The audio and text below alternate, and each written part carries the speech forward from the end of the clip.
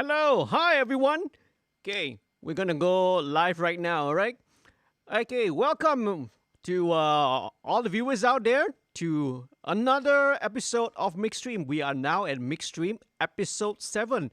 And hope you guys had a good Selamat Hari Raya, a good Raya celebration last week. And even though, kita orang semua under the situation of PKBB and, you tak boleh nak balik kampung and all that. But anyway, I hope you guys are all happy, staying safe, taking care, washing your hands, making sure, you all practice and amalkan the social distancing. Okay, so tonight, right, this week's episode on MixStream, we're going to be featuring very, very special, all right? So this band has been around for a very, very long time, right? They actually been around in the scene sejak 1998, 1998, betul kan? Alright? Okay, so these guys are the band is called Hooligan Skins, and they have their brand new single, alright, which we're going to be featuring and mixing tonight. It's called It's Alright, okay? It's Alright. Okay, so first of all, if you guys are new here, if you guys baru saja, watching this video, or maybe you're watching the replay later on lah, okay? Take a minute, all right? Go down to the video below there, to the down there, the link there, and please click subscribe, okay? Subscribe to the channel. It really, really helps, and memang membantu lah. It helps to support. If you like to see more content like this, every week we do weekly live streams. We do like song analysis videos, and I also do updates and Q&A punya sessions, right? Every week, right? Sekurang-kurangnya every week ada tiga video. We upload at least 3 videos and every week. So if you like it, you find it useful, you want to see more of it, please subscribe, click the notification bell so that you can be updated every time we put out a new video. Okay, so firstly kan, sebelum kita start with the mixing, ada sikit-sikit lah a few other things, memang a few announcements I want to get out of the way. Okay, so firstly, maybe a big shout out. I want to shout out first, as usual. Always a big shout out to all our patrons, all right? So the patrons, who are the patrons actually? So the patrons ni, it's adalah ada individual yang help to support the direct access MixStream, this whole program, the whole channel that I have, right? They memang support, they help to support this channel. Not just moral support, but they actually support it financially. So how do you support? How are you supporting this channel? All right, so very easy. You can see on top of the screen here, you should be able to see. All right, there's a website, crowdfunding website called Patreon. So you can sign up to become a patron. Go to www.patreon.com/studio2105. Okay, so you can go to the website and then you boleh baca lah lebih info and more information tentang program Patreon ini.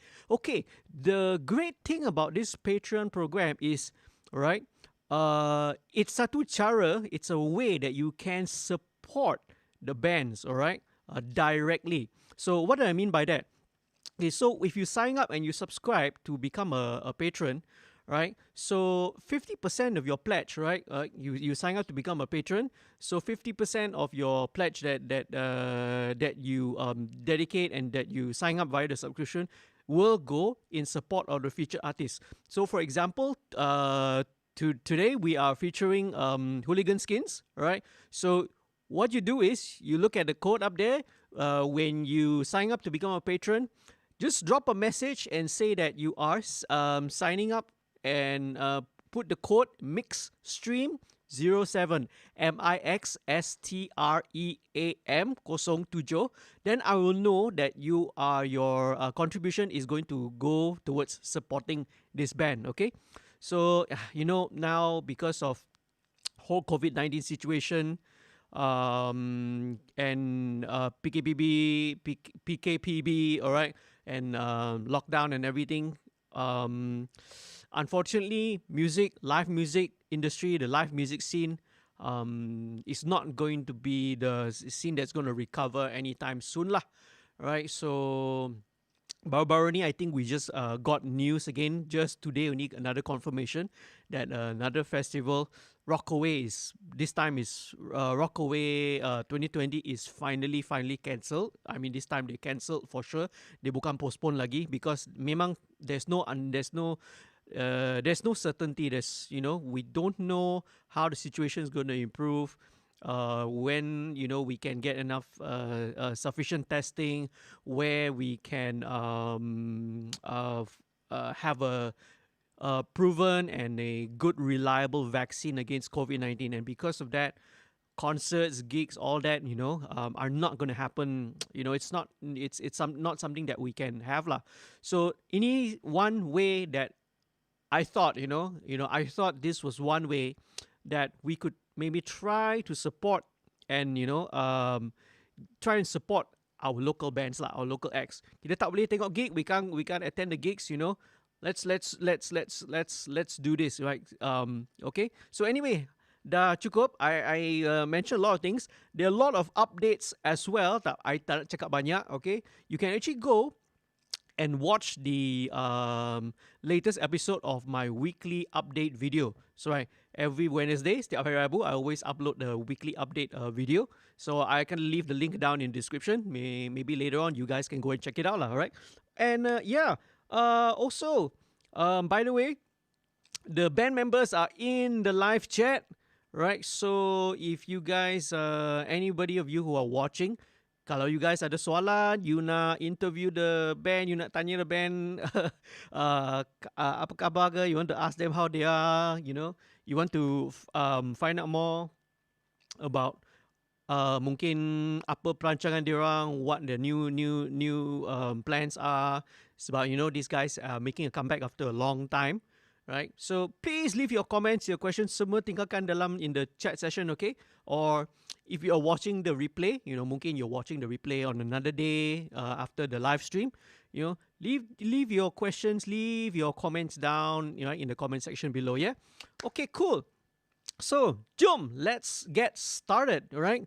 We're going to be mixing this song. So, this song is titled It's Alright. And as usual, first thing that I'm going to do, always, very, very important, okay, is to always take a listen to the whole song first, alright? So, before kita go straight into, take a microscope and go and examine and check, kick drum lah, itu, kita dengar the whole big picture first. Let's take a look at the big picture. Let's listen to the whole song. All right. Oh, by the way, this song was recorded in Studio 46 in JB, if I'm not mistaken. Yeah. So shout out to the guys from Studio 46 and the engineer who recorded this. His name is A1 Shah. He's a very, very cool guy. A1 makes. Let me try and show you. Okay. Shout out and promote A1 Skate, okay? So, A1 is a guy who makes custom pedals and custom switches. So, if you, let's say, you want to make a custom foot switch, you want to make like a tap tempo, any kind of customized pedal. So, he's the guy who can do it for you. So, he made this foot switch for me, as you can see, right? This is a foot switch for my Laney amp that he custom built, right? Maybe you can't see, you can see his logo here. Okay, so shout out to Irwan, okay? Right, he was the one who recorded this song. So jom, let's take a listen to the rough mix first. So I memang dah prep the session sebelum ni. I got the files, I prepped it up. So let's listen to the rough mix of the whole song, all right? Let's go, let's check it out, and maybe I'll chat with you.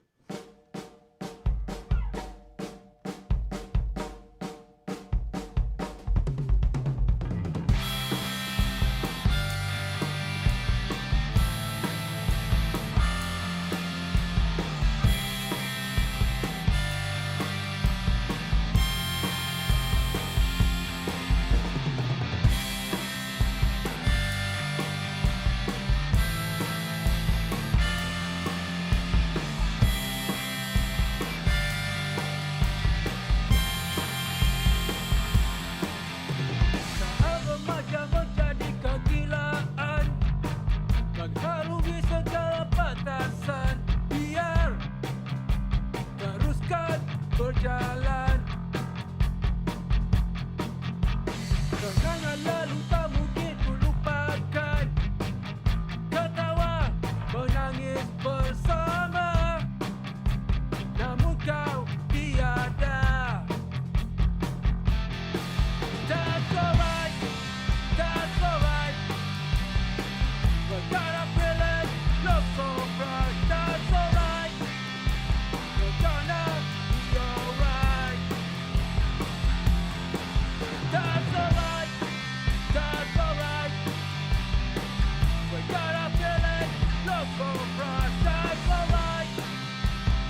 gonna be alright. Alright, masuk solo.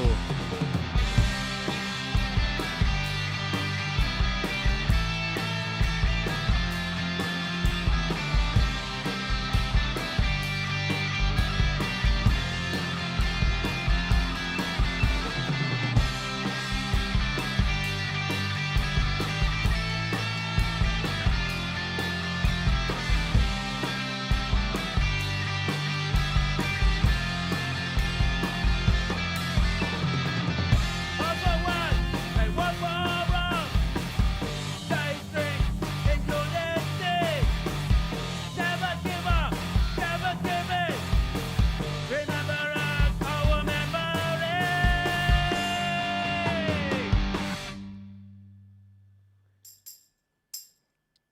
Tambourine section. Tambourine solo. Cool harmonica, man. Siapa yang main harmonica? Who played the harmonica? Maybe you can just leave it in the chat for me. Chorus. That's alright, that's alright. And also with the gang vocals, right? We gotta feel it, love so rock. That's alright. We're gonna be alright. That's alright, that's alright. We gotta feel it, love so rock. That's alright.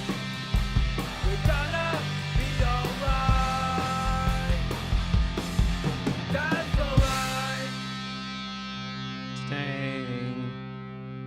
Alright, awesome. Alright, very cool.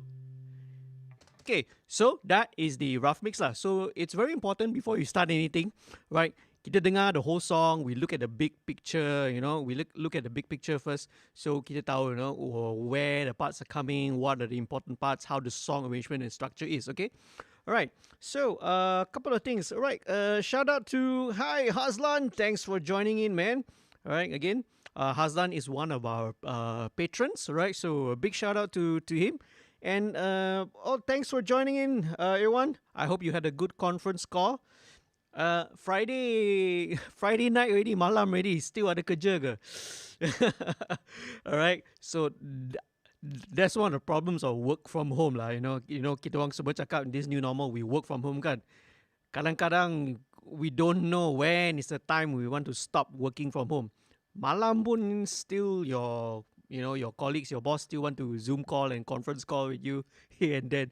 So work from home, lagi stress daripada work from office lah. Okay, but anyway, I digress. Jom, let's go back to this, right? So, as usual, the very first thing that I want to do, right, with every mix as usual, right, we want to set the initial levels first, okay? So, very important, right? We want to sort of set the initial level because we want to establish a good gain structure.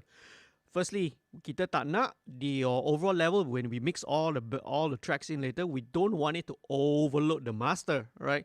Obviously, if you overload the master, you know, you are introducing digital distortion and that's not good lah, right? Bila it clips, digital distortion is bad. Same thing, right? If your average level is too low, later when you send it for mastering, okay? And then when the mastering brings the level up so that, you know, it's the suitable for CD, for your broadcast, for your streaming and all that. So when you bring the level up, lepas tu if it's too low, all the noise also pun naik juga. So you're going to end up with very, you know, you can end up with a lot of hiss lah, a lot of hiss and all the background noise. So very important to start by setting initial levels. And how do you do that? You ask me, JD, how do you set your initial levels? Okay, my technique is very simple. All right, super simple. Everything is based on the kick drum. Okay, so jom, let's take a look. All right, some of the things you can't really see because I'm using a dual monitor setup, so you can't really see here. But let me show you my mix console. Tada! Okay, sini dia. All right. So first thing I want to set, all right, is based on the kick drum. Okay, kita solo the kick drum dulu. So let me just mute everything else. So just kick drum only, yeah. So let's play the kick drum.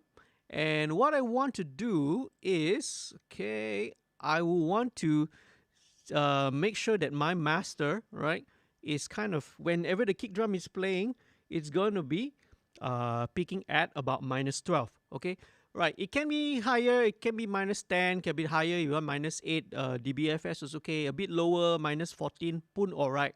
Okay, that's like a song title lah. It's alright. Okay, it's alright. You can do it.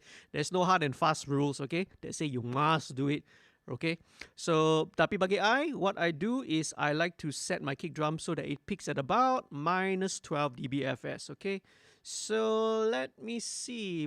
Can we see it from the master here? Okay, I think let me do this. Sekejap. I do it like this so that you guys can see it. So you guys can see where the master channel is. Oh, you can't lah. So it still stays on the right hand side. I not try to make it sure that you can see it. But never mind. Okay, let me just play the kick drum, right? Kick drum, solo.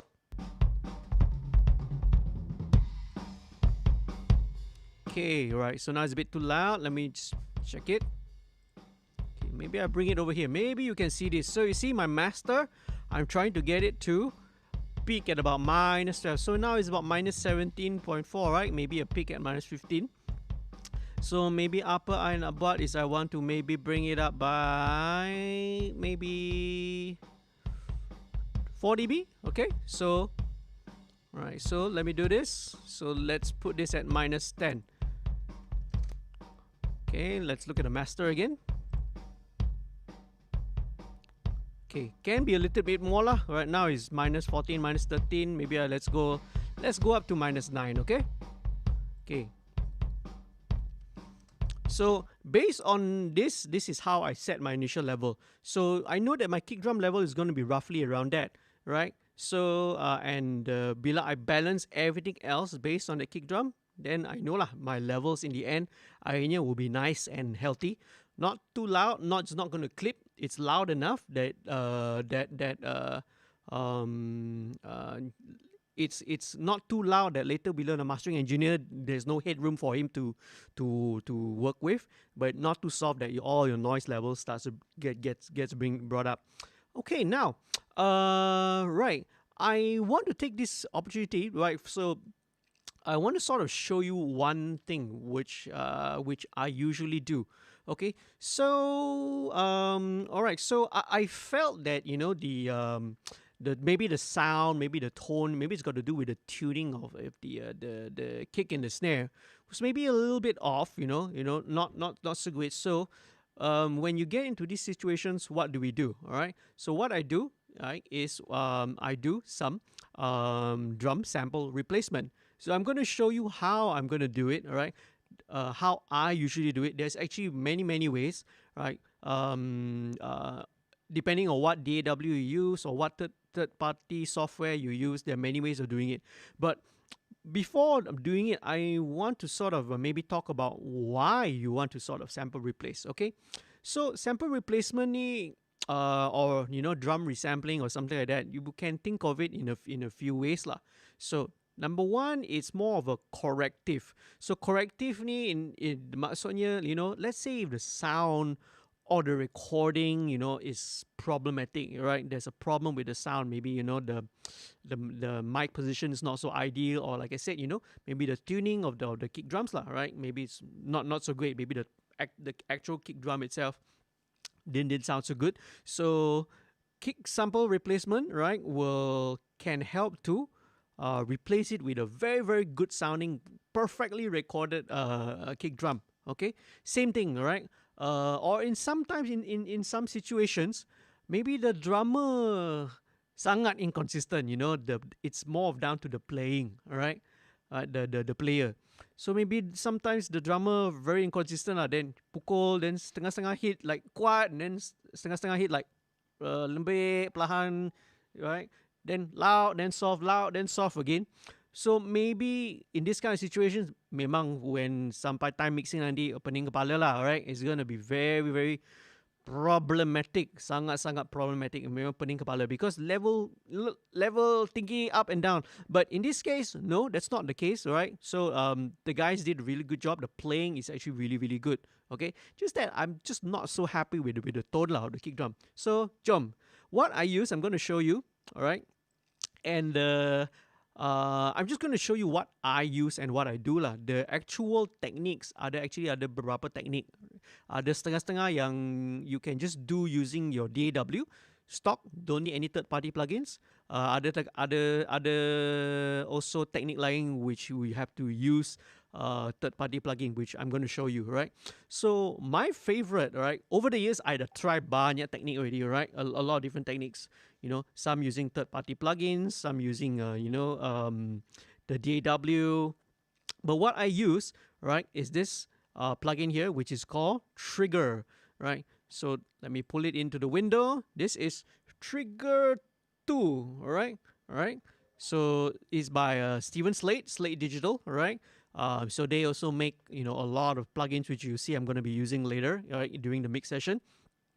They also a very famous company because they made great sounding drum sample library. It's called Slate Drums. So they came out with their own plugin. This is called a trigger plugin for sample replacement, right? So I'm just very quickly going to show you how this works. So what we do is we insert it in across the channel of the drum that we want. So in this case is the kick. You just insert it. In this case, I put it here. You can put it anywhere, lah, mana-mana pun boleh, okay? So, couple of things that we want to do, right? A few things I want to show you first of all.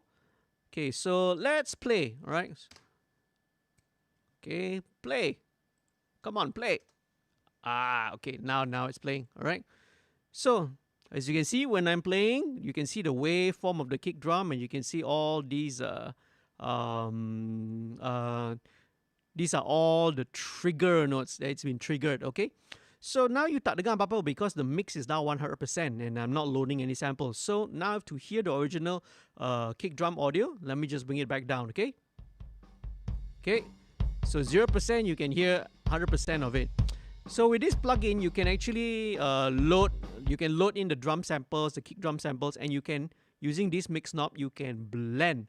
Okay, you can blend. So maybe you not 50-50, 50% of the drum sample, 50% of the original sound. But in this case, right, I do all my drum resampling. I pick my samples later. So I just set it at 0%. Okay, so a couple of things you want to look at, right? So first of all, right, there is a sensitivity control. So the sensitivity is basically, like the word means lah, you know, how sensitive it is. They can detect the transient, the attack of the drum that you are gonna be resampling, right? So 99% of the time, setting at 50, it can work. It's gonna work fine. So biarkan je, right, at 50. Only maybe in certain situations, maybe you want to tweak the sensitivity up lah. But most of the time, right, straight up default punya setting 50 pun dah cukup. Right, so this one, okay, is another setting here which is called retrigger. So retrigger is very interesting. So let's say for example kan, you have, okay, kalau macam ni the kick drum pattern is tum tum ta tum ta tum tum ta tum tum. Okay, so it's quite a standard like a rock drum pattern, tum ta tum tum ta tum tum. Okay, so in this case, you don't need to, your retrigger settings are not going to be much of an issue lah, okay? So you just, again, you leave it at the default pun okay. But let's say for example, this is like death metal emo core where they're doing like double pedal, you know, that sort of thing, right? Very, very fast. Bila sometimes the beats are very fast, or kadang-kadang, you know, in snare drum, you know, when they're doing like a snare, you know, very, very fast beats. So kadang-kadang when it's so fast, sometimes the trigger dia tak boleh detect, right? So because dia laju sangat. So this is what retrigger does, okay? So retrigger, as you can see here, they are the value there in milliseconds. So you can turun or you can naikkan the value of the retrigger. So for example, default there is about 15 milliseconds, which again, dia punya default 95% of the time dia tak payah usik lah, these two settings. But in some cases, you know, kalau let's say if the drum beat is very fast, sangat-sangat laju, right, very, very, very fast drum beats, you may have to bring your retrigger value a little bit faster lah, lower, maybe 10 milliseconds ke, or something like that. Now, on the other hand, maybe in the mic, the capture, you don't want to capture something, you know, mungkin sometimes they had a leak from maybe the toms or the snare ke, there's some leakage. Then kadang-kadang, right, the trigger, because the trigger doesn't know, bila the trigger hears the the transient, right, dia mungkin trigger pula, alright. So in this kind of setting, mungkin you want to increase your retrigger. Okay, now I won't go into super technical lah, alright, because the topic of drum sample replacement is going to be very long. I'm going to do it in the whole other video next time. Okay, so stay tuned. When you subscribe to the channel, you will keep updated when I put those videos out. So the most important thing here is your detail. Okay, so this is actually the most important. So what is this details? You can see these two lines. The detail ni is actually the threshold, right, which means it's the level that the trigger akan detect the kick drum. So if I play it for you, okay, let's play it. So you can see, right, I can increase the detail so that it akan pick up the peaks lah. Okay. Tapi if I put it too high, alamak, you see, it kadang-kadang ia akan tertinggal. Some of the kick drums, the yang, especially the soft, the 16 note, the upbeat, terlepas. See, yang ni terlepas. Okay, this one okay. Ni terlepas pula, alright. So you need to adjust and find your setting to make sure that you are going to capture. It's going to trigger on all the kick drums, right, wherever the kick drum hits, right, but not so low that ia akan start to pick up the snare. You know, kalau if it's too low pula, you see. Okay, if it's a little bit too low, maybe I have to exaggerate a bit lah. Okay. Okay, alright. It's not showing what I want to show you, but basically what okay, see, dekat sini, over here, it will accidentally pick up the snare drum pula if you put your detail too low. So setting dia kena ngangam lah, alright. You make sure you want to capture, you want to trigger the kick drum hits, but you don't want to accidentally capture snare drum pula, right? So you set the setting, your details. Okay, there are a few other stuff, right, which I will just mention. Okay, there's a filter here. So filter here mainly means that what is the frequency range that the trigger is going to be sensitive to. So now in this case, right, usually by default, it's always at low cut dekat 0, high cut is at 20,000 Hz, 20,000 Hz or 20 kilohertz.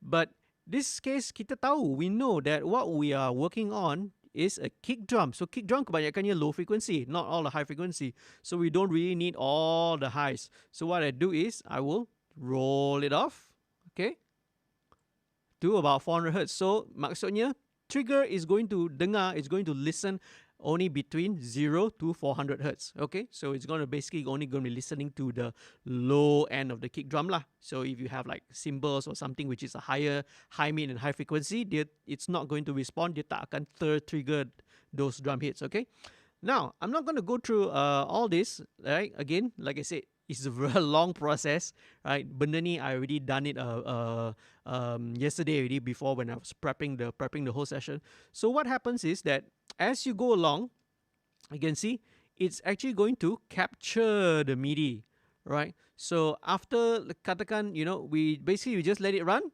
okay? We just let the whole thing run from start all the way to the end. See, it's capturing all the MIDI. Okay, and then when it's done, katakanlah, right? This is just the intro ni, just for example. Bila dah siap, what you do is you just click on this, you drag and just drop je, right? Drag and drop, bam. Then you get the MIDI information, okay? So you see the MIDI notes here, semua akan correspond to every time you hit the kick drum, and then based on this, you can use this to trigger your favorite sample library lah. You know, any kind of drum sample library that you have. Could be Easy Drummer, Superior Drummer, Steven Slate drums. But what I use is actually Steven Slate drums, okay? Now, benda ni actually all I dah buat sebelum dah, alright? Because otherwise, if I were to do it, the process there, you know, it's quite time consuming and a little bit boring. But let me just show you, alright? Let me just show you very quickly what I did with the kick and snare. Here we go. This is the kick sample, alright? So at the moment, this file is already grayed out because I dah deactivate. But as you can see, right? These are all the MIDI kick drum notes which has already been triggered and resampled lah. All right. Okay, so let me see. All these things you can fine tune and you can fine tweak. So for example, dekat sini, right? I also play with the velocity. So naturally, kalau natural punya drummer, you know, so every time you play the kick drum, it's not always macam robot lah, you know, it's not always at the same velocity, kekuatan je. So for example, in this, when you get to this pattern, tum cha, tum ta, tum, right? So every time it gets to pum, pum, pum, pum. So yang dua ni, these two notes as you can see here, the velocity is a little bit lower because naturally, you take out the waveform also you can see lah, right? As you can see, naturally the waveform is also a little bit smaller. Same dekat part ni, you know, this is like the fast like double kicks, right?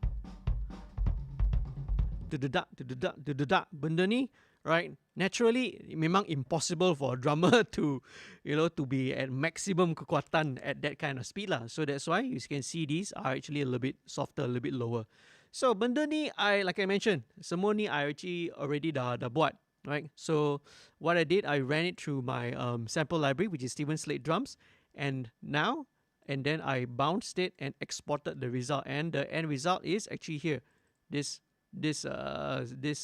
track here, right? So going back to what I was mentioning, all right? Okay, you can also see I also did the same lah for the snare. Snare I also put lah buat, okay?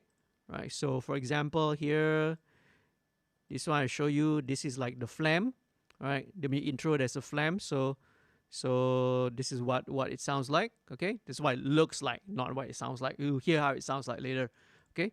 So this is also for the snare sample. Clear? Right, cool. So now, jom, kita akan, now let's go back to what we were doing just now. So we set the initial level already, but now I want to look at the sample because that's kind of what I was using. All right. So let's go with the kick drum sample. So same thing, I want to set my levels to make sure that it's kind of peaking at -12 again, yeah? All right, here we go. Okay, as you can see, this is how the sample kick drum sounds like. It's a lot more solid, you know, there's less leakage, there's not a lot of leakage coming from the rest of the drum kit, right? So it's a lot solid low end, it's very, very nicely EQ'd, okay? So let's start with this first. Okay, let me open up my mix console. Okay, there you go, right? So I've set it about this lah, lebih kurang. Okay, so let's go. So first things first, with the kick drum, I usually akan just do a high pass at 20 because I don't need the 20 Hertz. Okay, so I'm gonna do what I call fishing lah, right? Memancing ikan. Okay, I'm gonna go fishing for all the frequencies, all the resonances. Basically, what I want to do is I want to remove all the unwanted punya information because I want to sort of clean up, you know, the track and clean up the mix. So let me just play it. So usually kick drum, right? Kick drum, typical kick drum, fundamental, which means the lowest note of the kick drum, right? The root note. It depending on the size, right? 22 inch, 24 inch, or whatever, is usually around 40, 50 Hertz, sometimes up to 60 lah, right? So as you can see, right here, it's peaking at about 40 Hertz lah, right? So there's usually the first harmonic, which is usually, if something is at 40 Hertz, first harmonic near, you just times 2, dua kali ganda, right? It's about 80. So usually there's that kind of additional harmonic there at about 80, which is useful if we kind of lower it and scoop it out a little bit. Why? Kenapa? Why it's good to sort of scoop it up, right? Because it helps to give space, right? Ia buka ruang for the bass guitar, right? So because you cannot have if you have, let's say, kick drum and bass guitar, both also are bass instruments. Tapi kalau dua-dua, both of them are all occupying the same frequency space, you know, 40 or 50 Hertz, then in the end your end result is that it's going to be muddy, you know. So the bass drum and the bass guitar both dua-dua akan mask each other, they cover each other, so you cannot hear the separation. In the end, you know, the kick drum is not punchy, and then you cannot hear the definition. The bass guitar tak ada definition, so that's why you have to make space lah for, you know, where the kick drum is going to sit. Kick drum, okay, they occupy space ni. Bass guitar, dia akan occupy space ni, so dia tak akan clash lah. Alright, so that's what I'm trying to do. Okay, so let's go with the kick drum first. So what I do is I will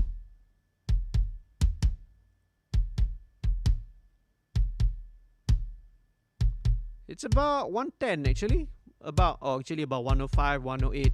Okay. Okay, so let me scoop that out.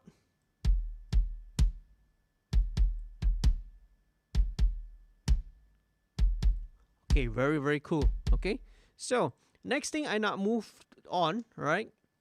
Next thing I want to do, and my style of mixing drums is, right, I always like to mix in the overheads very, very early. So, but now I already set the kick drum.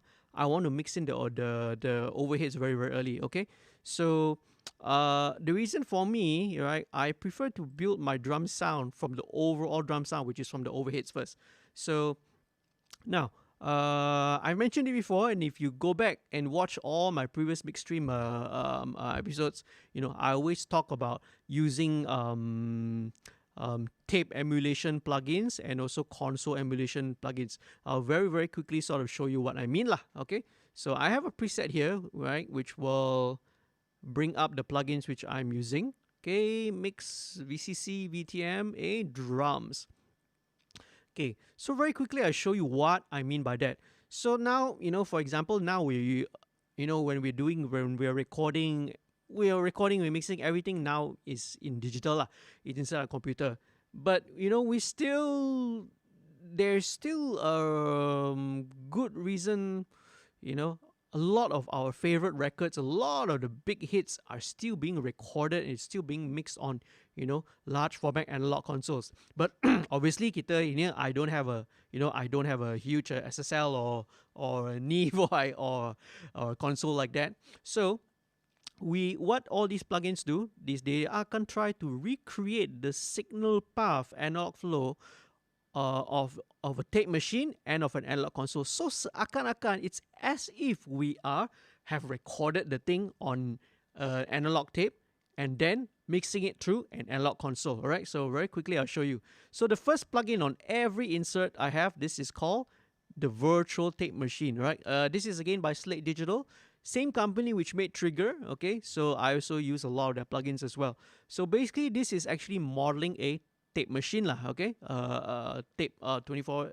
like a 24 actually here is actually a 16 track. Okay, but basically a multi-track tape. So this is the first thing I have in the plugin channel. Okay, cool. All right, so second thing, yang kedua, what I have here is the console emulation. So they're coming out from the tape machine. So from tape machine, it goes into the analog console. So the first plugin I have here, this is also again, but from Slate Digital, this is the virtual channel. Right, so virtual channel ni, it actually emulates, right? It actually emulates a lot of the classic analog consoles that are out there. But the favorite setting that I have here is the USA, right? A here actually means for API, right? API console. I like the sound of API consoles. Okay, so I've been setting it there. Okay, then the next thing that it's going to go into, right, is this one. This is called the FG73. Right, so this is a emulation of the Neve 1073 preamp. Right, so basically it's going through the channel and then it's going through the Neve 1073 preamp. Okay, so that is how the signal flow is, and this is going to be used on all, you know, basically all the tracks, all the channels here. Every single one I'm going to be doing the same. You see lah later on once I'm doing. Okay, so I'm gonna let's work on the overheads. All right, so I'm going to do the same thing on the overhead, right? But actually before that, sebelum tu, okay, let me remove this first, and there's a reason why I'm going to show you really soon. Okay, let me bring down the overhead group. As you can see how my routing is, right?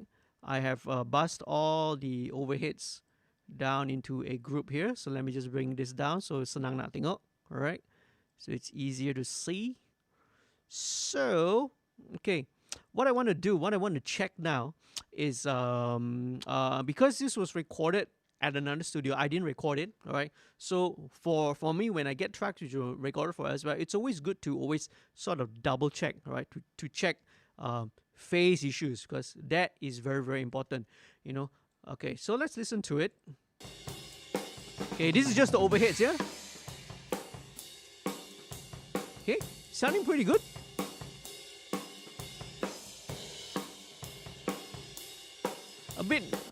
A little bit narrow, a little bit not so defined, but let's see whether we can improve it lah. Okay, right? But no major problems, no major issues. All right. So what I'm gonna do, I want to check the phase between these two, right? Because it's very important, especially if you are recording drums. All right, your drum overheads, you always need to check the phase.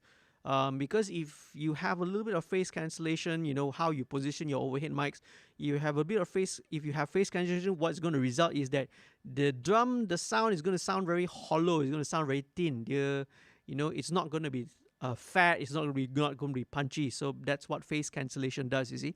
So what we're going to do is, I use this tool here. It's from Waves, okay? That's called in-phase stereo. All right, now you guys have probably watched me using this plugin, all right, as on other MixStream episodes as well. Okay, but what it's gonna do is, this is stereo because, all right, because we are looking at trying to compare two channels, the overhead left dengan overhead right. Okay, so what it does very simply is what we will do is that, okay, we're gonna play the audio and then we're going to capture, and when it's capturing, the plugin is going to analyze the audio waveforms on both the overhead left and overhead right. So let me just play it for you. Okay, then we click capture. Okay, capturing. After a few seconds, all right, then you get the result. Then we can stop the playback. So okay, so you can see this is the waveform for the channel 1, which is the overhead left, right? And this is the waveform for the overhead right. Okay, kita boleh zoom in. Let's zoom in a little bit so we can see. So I'm going to choose maybe this part, right? Because it's like you know, you can see that the peak is here lah, right? So immediately you can see that, you know, the waveform, right? When it's going down here, let's bring this. I bring this panel here. I bring this one here. When it's going down here, it's actually pretty good. It's really good, right? So great job, man, everyone. Right, so the phase actually looks pretty good, right? It's good phase coherency, right? So no major phase cancellation issues here. But you know, as you can see, the right hand side, mungkin, this is really not much of an issue, man. It's only like super tiny bit, a little bit delayed, right? So this is you're talking about like maybe a few milliseconds. But later on, kita akan tahu lah, we will know how much it is. So another good thing that down here, this is the correlation meter that we can look at. So correlation meter, when we talk about phase correlation, sama ada, right? You have positive phase correlation atau negative phase correlation. So basically, positive means bagus, good. Negative means tak bagus, not good, okay? Right. So as you can see, immediately, I tak adjust apa-apa lagi. I haven't touched anything yet. You can already see that the correlation is positive, right? It's going in the blue direction, okay? So it's giving a correlation value of 0.3, okay? There, as long as it's positive, it's always going to be good lah, no problem. So, but let's see, what if we can try to improve it, okay? Okay, let me show you. If kalau, but before we do that, let me show you what if, let's say, if the phase, if master recording, right, engineer tak jaga the phase betul-betul, you know, the out of phase, or maybe on a console tekan the phase button, or miking position, overhead position tak betul, this is what's going to happen lah, okay? I show you. I just click this, I flip the phase, pop, see? So the waveform now, bila it's going up positive here is going down. So what happens? They akan clash. There's going to be cancellation, right? So you don't want that to happen lah, right? So engineers, as always, below recording, always have to jaga-jaga and to be careful and take care of face. Alright? Okay, jom. Okay, so switch this back to face. So now positive correlation. So we try and see. Kita tengok kalau kita boleh improve lagi tak. Actually, it's very good already, and it's pretty good already. So kalau tak payah usik, you don't want to adjust, is also okay. So what I want to try to do is I like to delay. That means I would rather, right, push the one that's early. I rather push it a little bit further back, right? There's no right or wrong lah. Kalau you want to push this one, you want to push the overhead right awal lagi, lebih awal pun boleh. There's no tak ada betul, tak ada salah lah. There's no rules lah. But I just kind of prefer when I were to delay and push it back. So how we're gonna do this here is your delay setting for this channel. So kita just gerak. You actually can drag here, so pun boleh, alright. But we can do it here lah. So let's see. Am I going to get it to improve or not? Okay, so pay attention while I'm moving the delay or changing the delay value, look at the correlation value, okay? So let's see can we get better correlation or not. Okay. And looks like looks like we can't, man. So like I said, this is already really good. It's already very good correlation, and it's in phase. So okay, very good job to A1 and for recording and making sure that the overheads are in phase. So whereas this one I checked that it's fine already, we can move on and proceed. Okay, so just a good habit lah, right? Kalau I record in my own studio, also sometimes I will still check, even though I'm the one yang record in my own studio, right? I will still check because who knows, maybe my engineer or even myself, sometimes maybe I made a mistake. So it's always important to double check lah. Okay, so cool. Back to those plugins. So jom kita insert balik the tape and console emulation. Okay, on the overhead left. So I'm going to do the same thing on the overhead right, pun sama. Okay, I'm going to put exactly the same thing. Okay, so both of these overhead left and right, jom kita link dulu. I'm going to link it first. So easy. When I link, so that when I move the fader, tak payah nak gerak dua-dua. So let me balance it according to the kick drum. So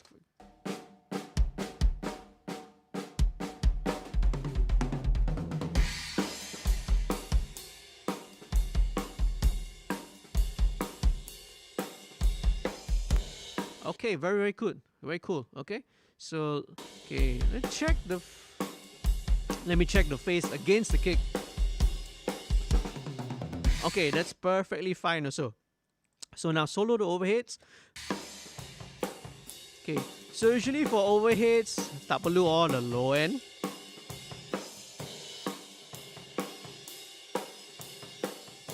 Okay, so with overheads, sometimes depending on the sound, the room, depending on the drum kit, there's very often in the drums there's always a little bit of like the low mid punya build up lah.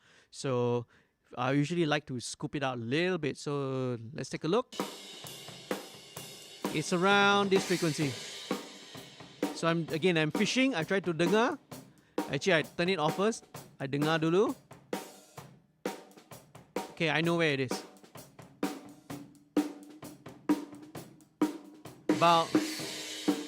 It's about 310 Hertz. Okay, so kita akan EQ that frequency out.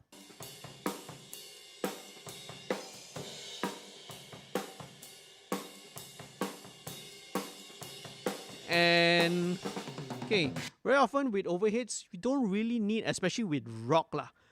With rock stuff, you don't really need everything to be super hi-fi, super pristine frequency response. Sampai anjing, kucing, bats can hear all the way up to like 30-40 kilohertz. You don't need that, right? So what I do very often with the overheads is I will usually roll off everything above 10K. You don't really need all that information above 10K in rock drums lah. Okay, maybe when you're doing pop or jazz, you want to have all that detail, maybe yes. But with rock, we don't really need all that high, super high frequencies there. Okay, so roll off everything about 10K. So I'm pretty happy. That's all I need. Okay, so let's move on very quickly. So I have a saying, alright? Again, if you are someone who's watching this, mungkin you dah boring dengar that I cakap already, right? Set, but don't forget. You set it, you set your settings, you set your EQ, you set your compression. Move on to the next one, but don't forget what you did earlier lah. Jangan lupa, because sometimes you may need to go back to tweak and rearrange and rework something, adjust balik the EQ setting or compressor setting, to make sure that it's gonna fit with the song as the mix goes along. Okay, so the overhead. Okay, very good. Okay, so now, Jom, we're going to mix in now the snare drum. Okay, so here the snare drum is pretty cool. I like it. It's got a fat ring to it. Nice fat ring, suits the tempo. So summer, right? Okay, you can see earlier I also did the trigger and the resampling for the snare already. So now I don't need to show you again. But same process, same concept, but I also do it for the snare. All right. So let's put in the same thing, sama je, okay? Right, tape machine and console emulation. So let's solo the snare.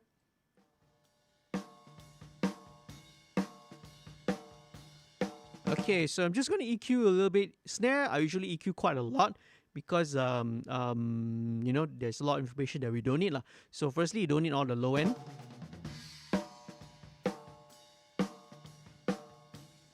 Okay, so there is some resonance from the toms I can hear, right? A little bit of resonance from the toms.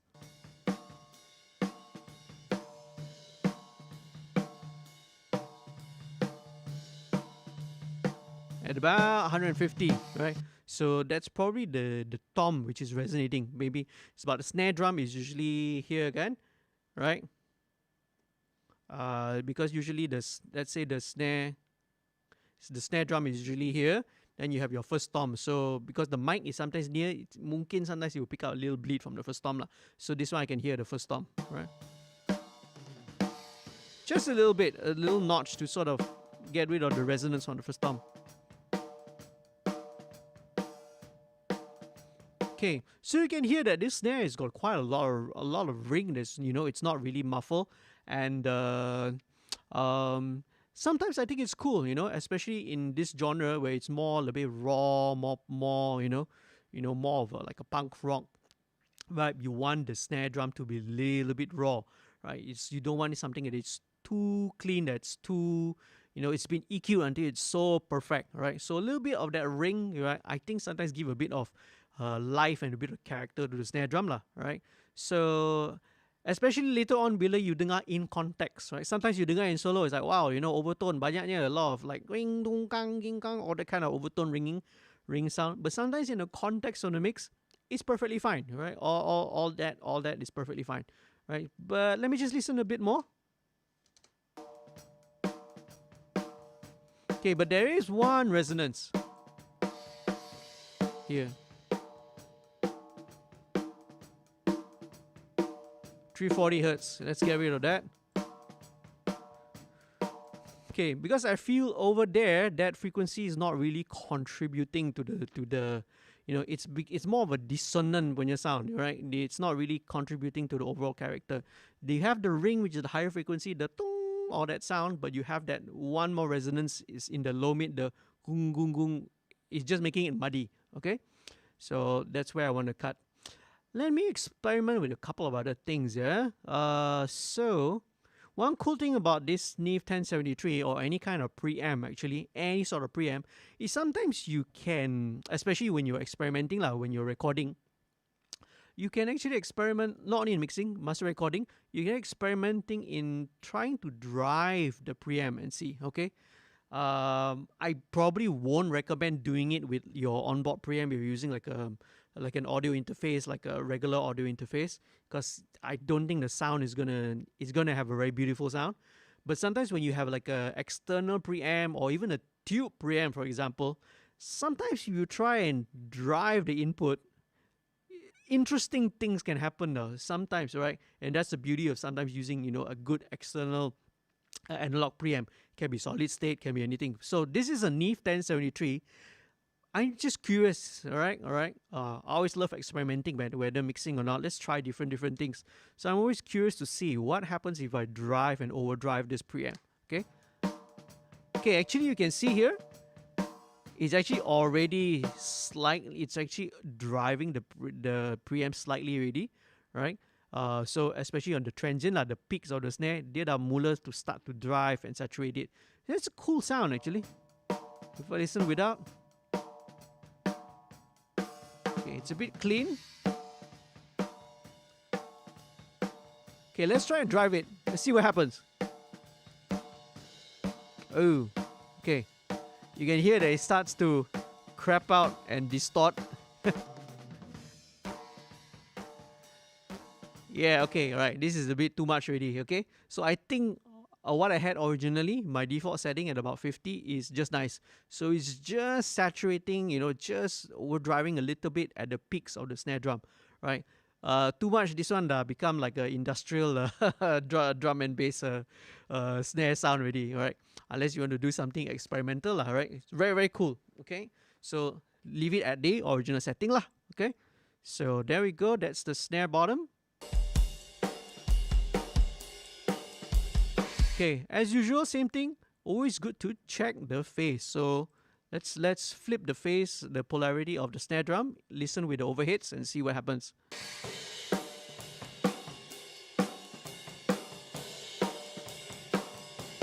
Interesting.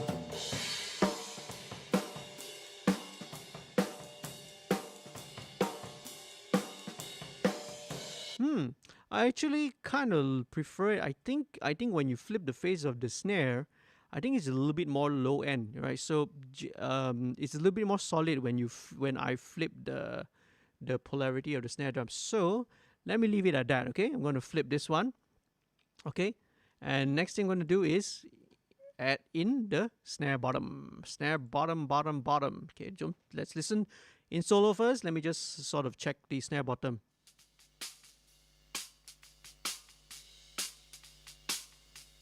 All right, cool. Yeah.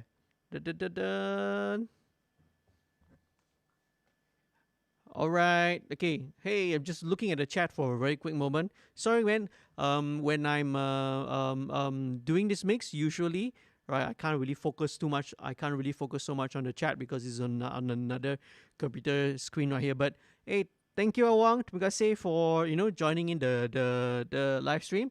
Okay. Have a good night shift at work. Okay. All right. Stay safe here. All right. Make sure pakai your mask, social distancing, jaga kebersihan, cuci tangan all the time with hand sanitizer or soap. Okay. Take care. All right. The rest of you don't go anywhere. All right. Make sure you go down. Please click on the subscribe button. Okay. So let's look at the snare bottom now. Okay. Okay, I immediately detect one problem. There's a bit of, you can hear, there's like a 50 hertz, 55 hertz ground hum there. So again, I'm not sure. This could be an issue with maybe the power supply. It could be the cable issue, but there's a bit of 50 hertz ground hum lah. But luckily, because this is a snare bottom mic, we don't really need all the low frequency. So senang, very easy. We can just filter all of that out. Okay. There, settle. Okay, don't need it. Okay, let's listen to this. Okay, so with snare bottom, actually with the snare bottom ni, all we want to, in my perspective lah, my pandangan, with snare bottom, actually all I want is actually the sound of the snare wire, the rattling, the bright rattle of the snare wire. Not so much of the I don't really want the resonance or anything from the snare, the shell, right, or the bottom head. Okay, so I can actually EQ it a little bit more, right? So I can EQ out all those diminutive resonances.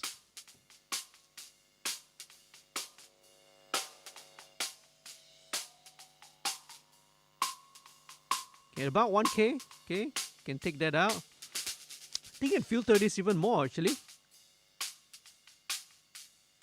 Okay, then there's one more.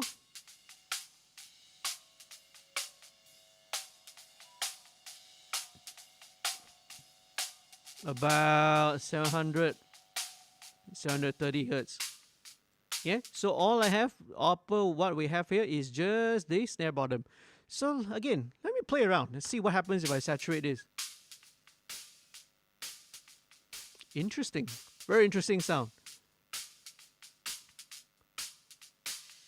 Okay, with the snare bottom, I actually kind of like it that it sounds distorted like that, because I think it can add a bit of energy and excitement underneath the snare. Again, this is not going to be like up front lah, okay? It's just going to be there. It's just going to add a little bit of excitement. It's going to be, it's a natural bit of compression because you are overdriving the preamp, right? And it's adding, brightness. It's adding all that saturation to that snare drum, okay? So to the snare bottom, okay? So let's see how it sounds once I blend it in.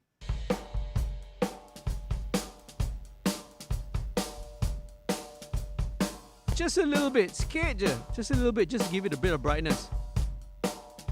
Again, let me flip the polarity.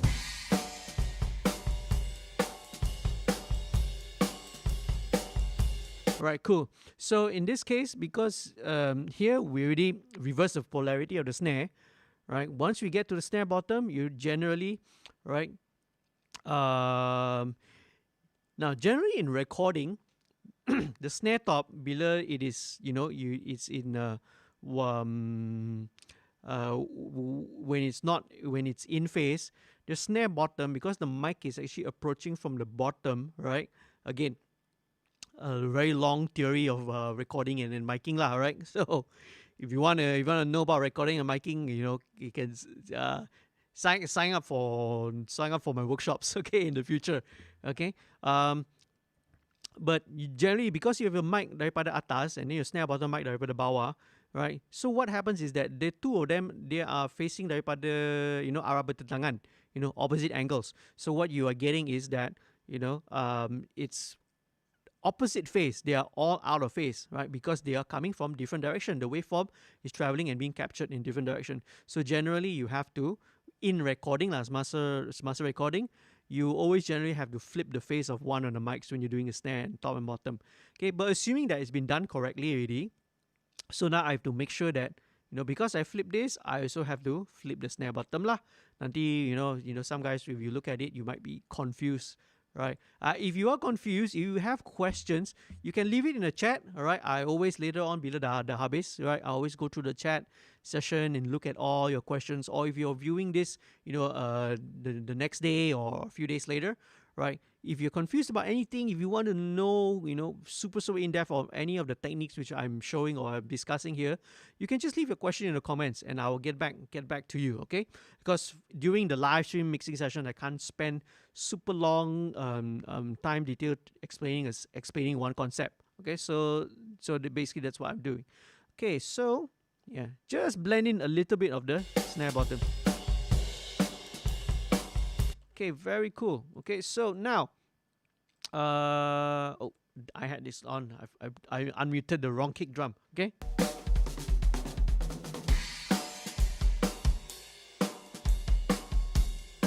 Okay, very cool. So the snare is also tengah sent to a group. Okay, let me put the group down here so you can see it. Okay, snare punya group. So let's solo the snare. Okay, what I like to do is I like to put a clipper, a limiter on a snare drum. Okay, so because sometimes some of the peaks, some of the transients, I like to use a clipper or a limiter to take care of it. Okay, let me just bring this down. Okay, again, nothing major. It's just going to clip the very, very, very, very peaks of the snare lah. Alright, again, nothing super extreme. Okay.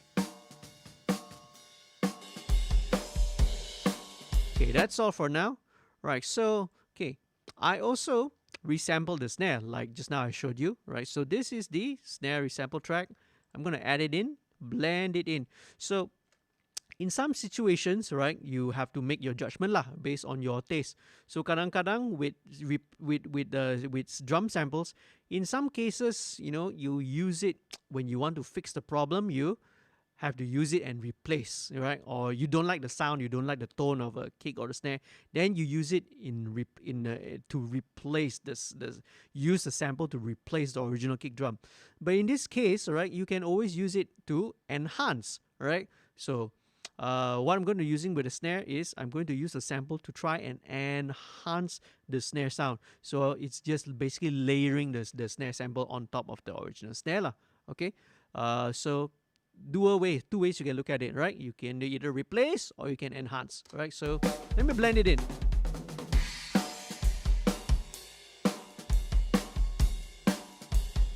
Cool. I like it. So, okay, this is the snare sample which I'm using. This is actually a Ludwig Black Beauty snare, right? So I found this kind of similar in character. You know, it's got a little bit of the ring, right? But the snare sample is super consistent, super steady, so it helps lah, right? So it makes the whole snare sound a little bit more solid, but you still have the original dynamics of the microphone lah, of the original snare. Okay, so it's not going to sound, you know, like 100% like a snare drum. Okay, very cool. Okay, next thing, what I want to do next. Okay. Right. Thanks guys for still being here in the channel.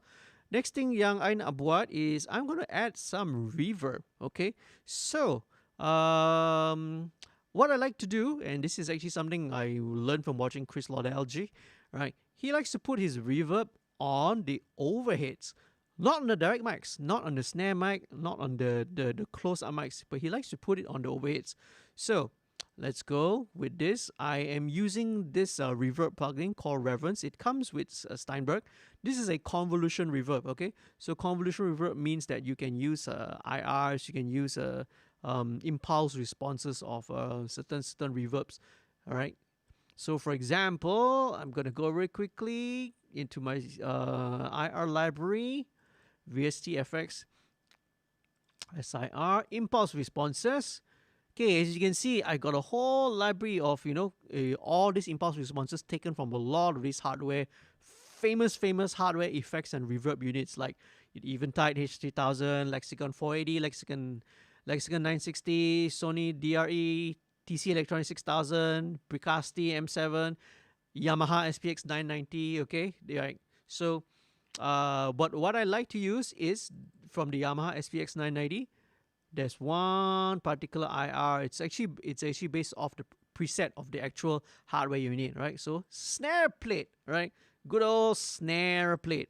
So I'm adding the reverb on the overhead. So let's take a look and see how it sounds like. Okay.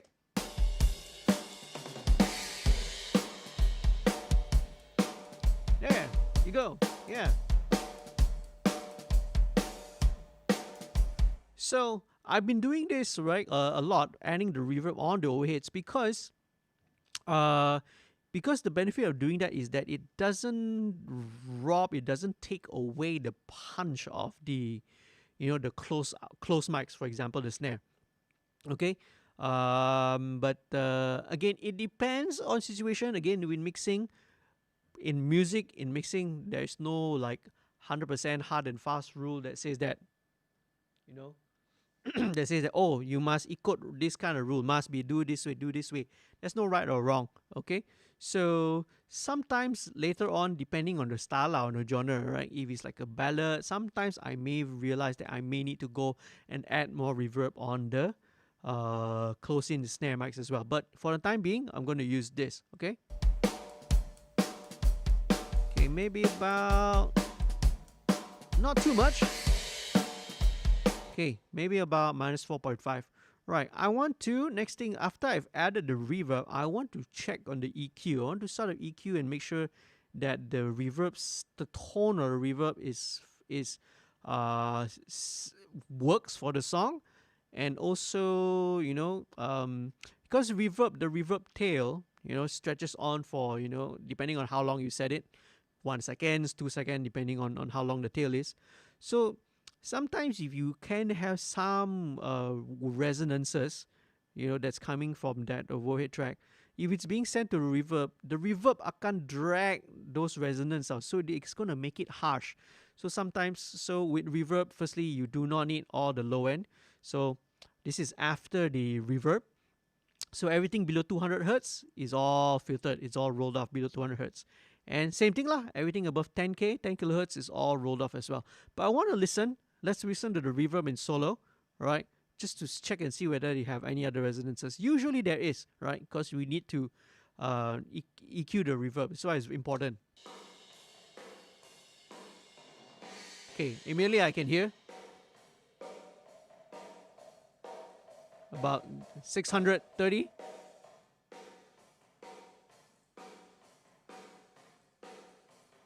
Another one. About 980, just below 1K, okay?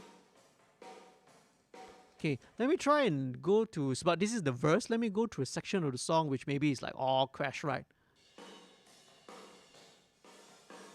Maybe the end of the song good. Okay, here is the one with the right symbol. Let's listen, huh?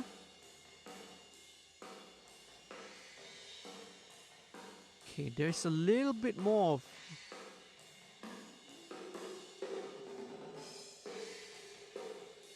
at about 420 hertz. Alright, okay. And cue some 420 jokes right in the comments section right now. Okay. At about 420, a little tiny bit. So so I'm EQing sound of reverb, making sure that the reverb is not going to be harsh. You're not going to have any harsh resonances in the reverb.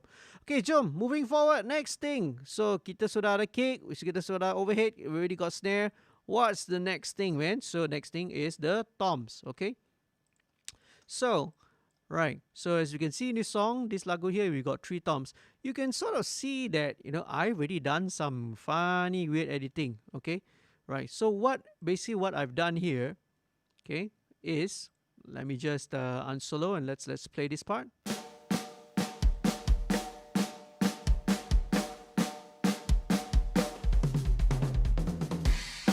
All right. Okay. Cool. So, there are the toms, right? The tom mics. When you let's say you're a drummer or you're standing in front of a tom, in front of the drum kit, right? Whenever the real natural sound of a drums, right, it's got a lot of things. It's very, very complex now, even though, let's say, when you're just playing kick, snare, and hi-hat, the toms are actually going to resonate. They also are going to ring. Sebab ni memang part of the sound, right? So it's part of the drum sound. The real drum sound really sounds like that. You have all these resonances, all these ringing noises that's coming from all the different elements of the drum lah. Okay?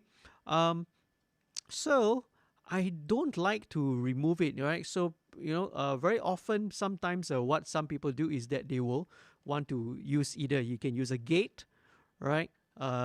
Gate to sort of gate out, right? Meaning like when the tom is not playing, you can mute the track. Now some people will like to do a strip silence, so basically meaning that, okay, they akan totally mute and edit this part out. All right. Now, but what I like is I actually like to have some of that resonance and that ringing there. Cuma I tak nak banyak sangat lah, right? So what I've done, as you can see, I've actually edited, correct, all the parts so that every time the toms are not playing, I've already, let's say all this part, this here in the verse, I brought it down by about 17.7 dB, about 18 dB. So it depends. You can anywhere lah between minus 10 dB ke, ikut your taste lah, right? Minus 10. But in this case, I brought it down a little bit lower than usual, about minus 18 dB, because, it helps to reduce sound leakage. So kita just try and see. Let's listen and see what's the difference, okay, between the two. So katakan if I did not remove the if I did not lower or bring the volume down. So this is how it's going to sound like. See? The toms are not playing, but it's always ringing and resonating there, right? So what happens when you have all that resonance is that it will make the mix sound, they will make the drum mix sound a bit muddy lah. Okay, it's going to be muddy. Okay, so what if I totally remove it? If I totally remove it, of course it's silence lah. But let's say if I bring it down, this is how it sounds like. So you see the resonance is going to be there, right? You can still hear it. Maybe not really hear it in the context of the whole mix. You memang tak boleh dengar, right? But you kind of feel it. This is what we call the glue. You know, when we talk about, you know, we glue the mix, we blend and we glue the mix of the parts together. This is actually what helps blend and glue a drum sound together. All these resonances. So I will not I won't totally gate or mute out all these parts.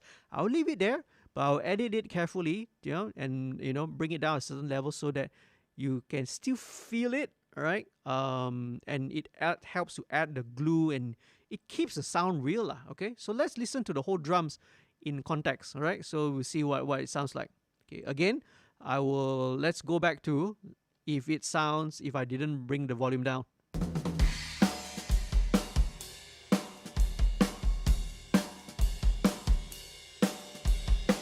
Okay, if you can hear, especially every time the kick drum hits, right? Every time the kick drum hits, it causes the tom to resonate, gung gung gung, right?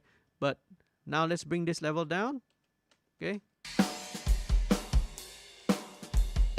The difference actually is very subtle, right? It's a very subtle difference, right?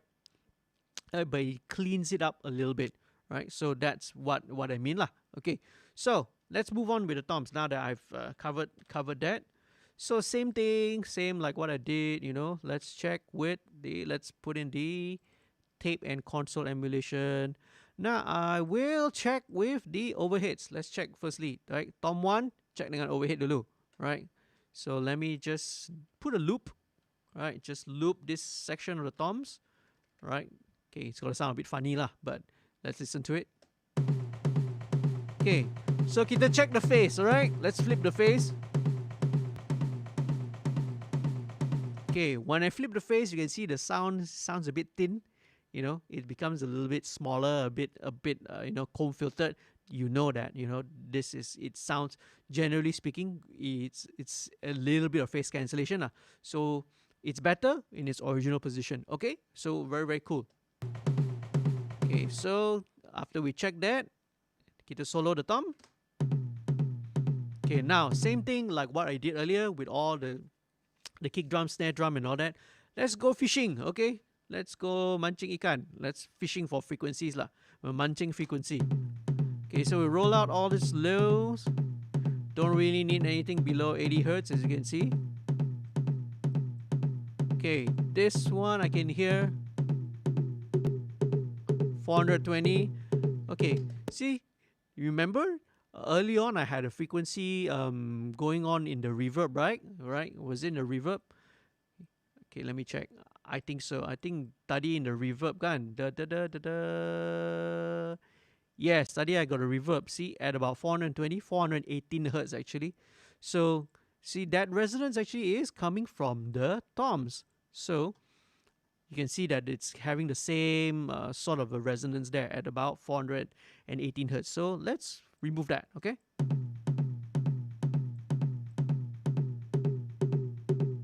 Maybe a little bit lower. It's a bit wider as well. Maybe about 400 Hertz. Okay, so this one we can EQ a little bit, right? Increase the bandwidth. Okay, all right. Thank you everyone for joining in. Right. Sorry, if I'm not replying to the chat. The band members are there in the chat session. Please say hi to the band, right? Okay. The guys are in the chat session, so you can also lion them lah. Okay, so so let's get rid of that 400 Hertz. Okay, ada lagi satu.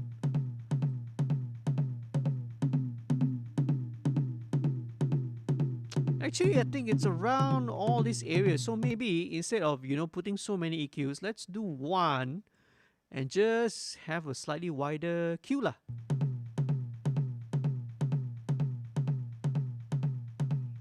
Yep, much better. Okay, let's narrow down the Q a bit. Okay, so instead of putting so many EQs, let's just have one, all right? That sort of get width scoops out all that low mid at about, yeah, 330, 340. It's going to extend all the way up to about 400, 418 lah, like we mentioned just now.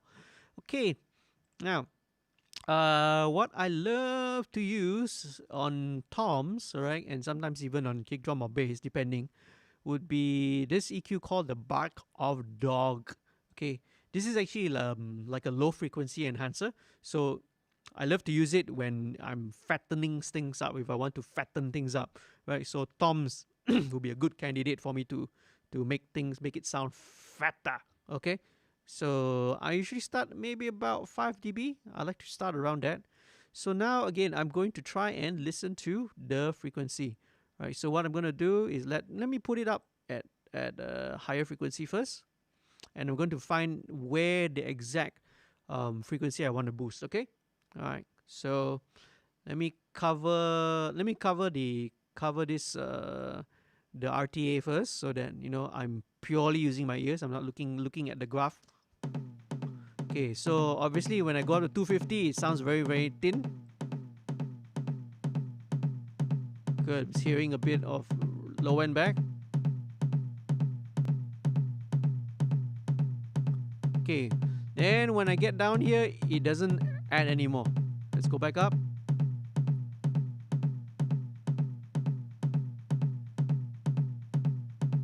At about 140. Let me take a guess. Let's take a look. But correct or not? Yeah, well, about 134, 135, about 140 hertz. So, see, it's an ear training exercise. Okay, what I'm trying to do here is I'm trying to detect which is the frequency, which is the fundamental of the toms. Okay, so the root frequency, and I'm going to boost that. Okay, so how I do it is, as you can see, I start a bit higher. When it's high, it sounds too thin, right? Then I bring it down, I sweep the frequency down until the point where I can hear that it is full, right? It sounds fat and it sounds fuller.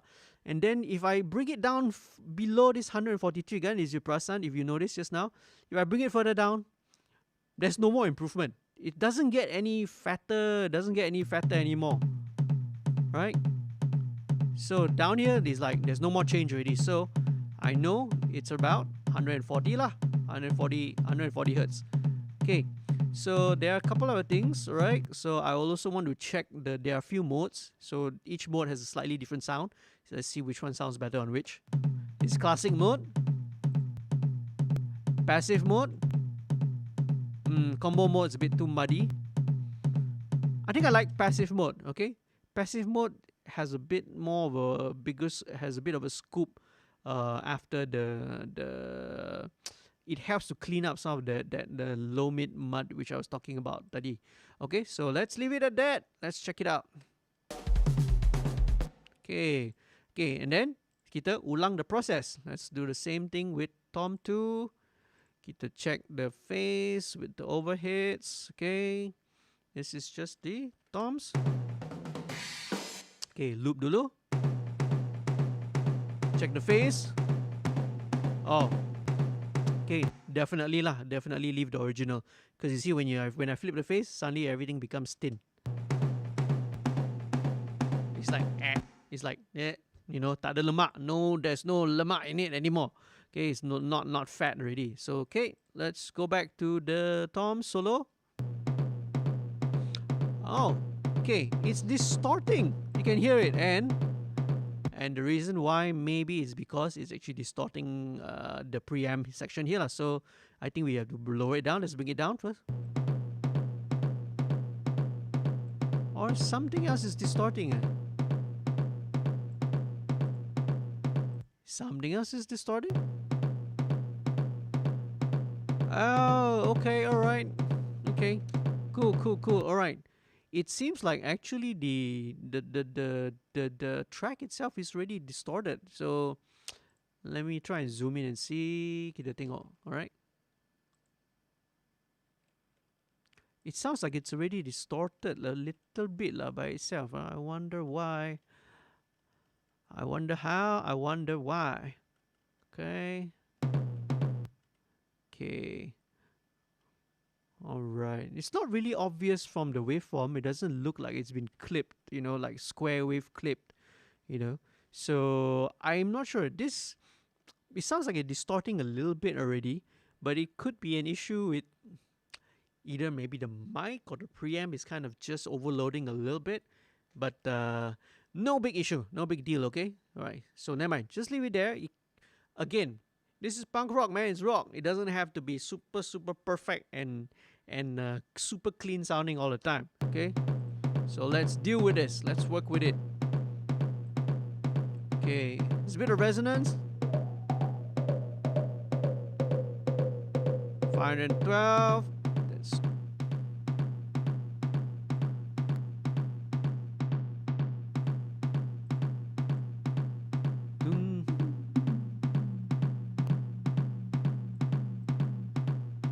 okay, and a little bit at about 192. Okay, so same thing.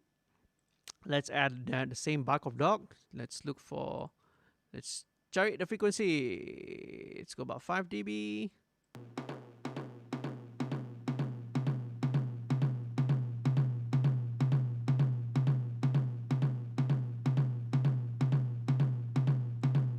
Around 120 hertz. Let's check. It's about 100 to 130 over here, right? So yeah, about 120. That's close enough lah. Okay, right? Let's check. Classic, passive, combo, passive. Passive sounds best to me. Okay, so let's move very quickly. So this is Tom 2. Same thing with Tom 3. Jom, let's go with Tom 3. Same thing. Check the phase first. Okay, where's the Tom? Oh, okay, patut lah, okay. Okay, it's here. Actually, I was looping the wrong section.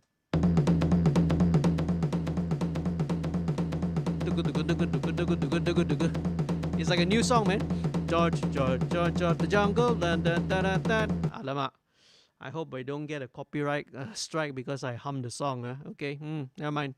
That's what happens on YouTube, man. Sometimes you cannot just simply start nyanyi lagu orang lain tau, because sometimes you get a copyright claim. Okay. So anyway, so let's check the phase again.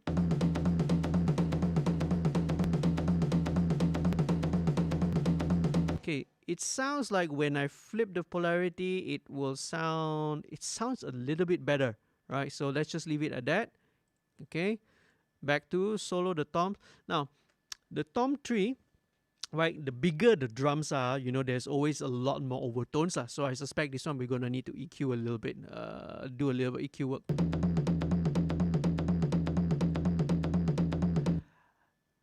This sounds like something is touching.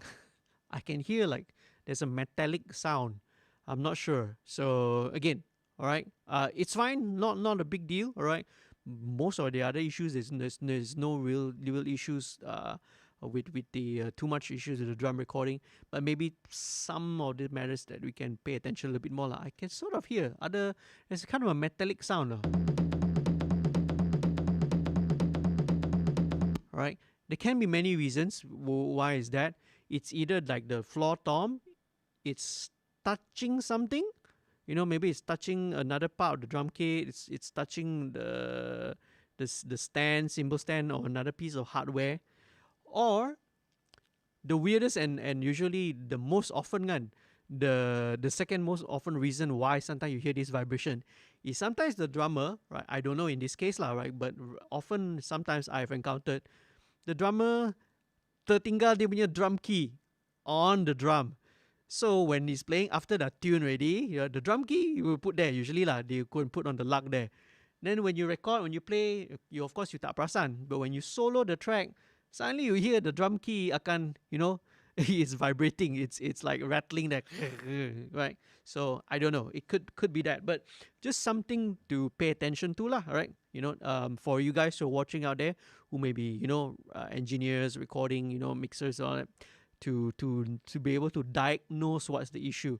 But again, no big deal, okay? In the context of the whole mix, it's probably not going to be a major issue, okay? Okay, so let's scoop out. We don't need all this the mid range. All can be scooped up. Okay, there's also another resonance here. 300 hertz can all go away. See, you can instantly hear it's a lot more cleaner.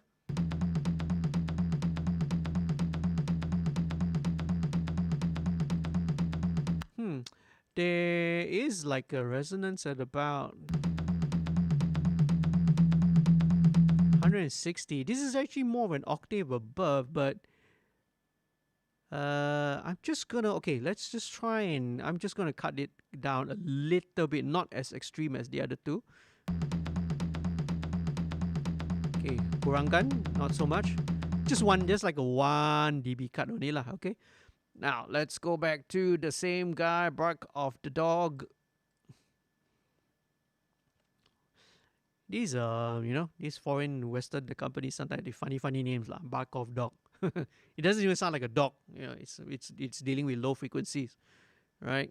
I was expecting if it's going to be called a dog, then, you'd be like, roar, that kind of a mid-range sound, but no. Okay, so let's do the same thing.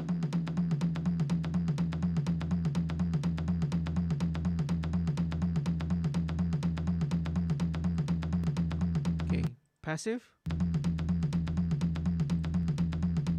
Okay, with the floor tom, I feel that it's going to need a lot more boost to it. So let's check it out.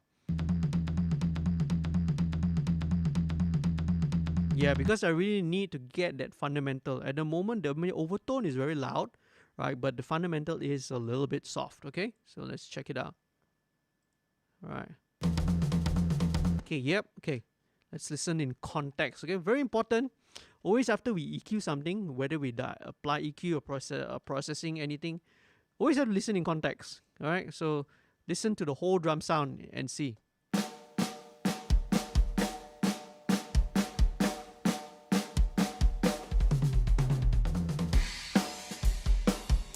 Okay, very cool. Yep. So no huge issues over there. Okay.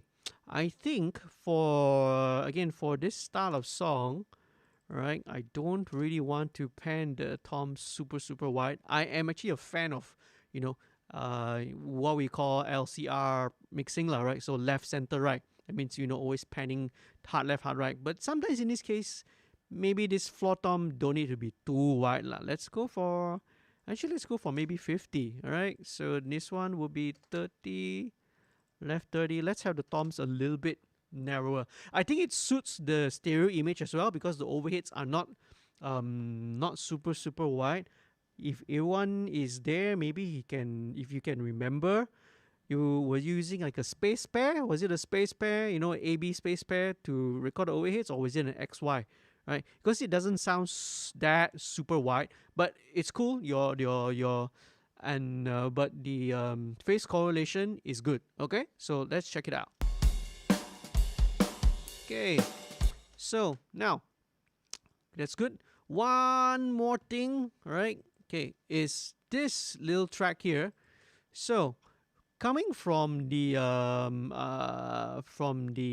drum sample library which I use, it doesn't only trigger. Not only does it give you the direct sound of the kick and the snare sample, but it also has a room sound as well, right? So this is how the room sounds like. Okay, so this is, if I'm not mistaken, this one they recorded it at the NRG studios. So this is actually the room sound of the world famous NRG studios in Hollywood in LA. So right, so I'm gonna add this in because I feel room sound really helps when it comes to rock. Okay.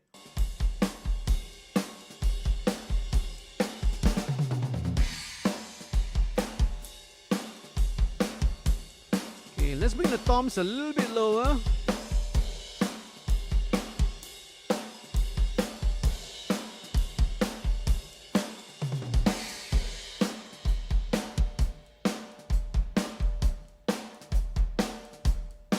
Okay, cool. Very cool.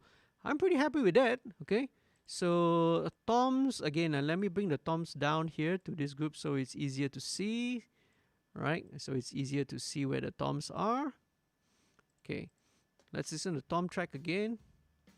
Okay, with tom track, usually again I will filter out everything above 10K lah. Okay, with the toms, I think it might need a bit of reverb because it feels a bit too dry, right? So kita check and see, okay? Okay, just a little bit, just to give it a bit of space, yeah? Okay, all right. Okay, jump. Okay, so that's a drum sound.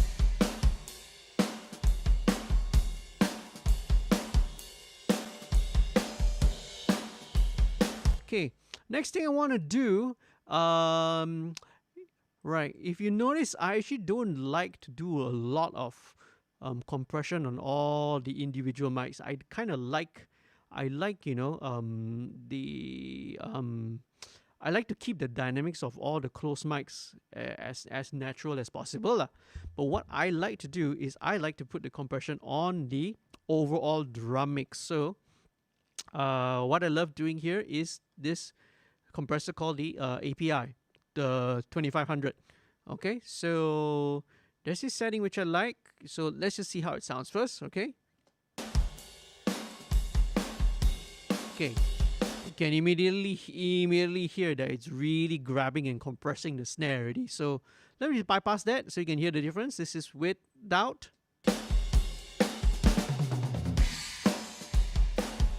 This is with the compression, okay?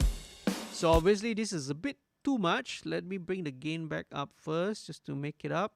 And let's bring the threshold down. Threshold up.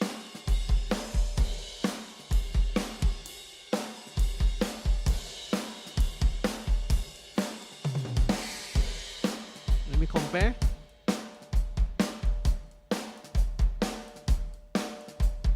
.5 dB, make a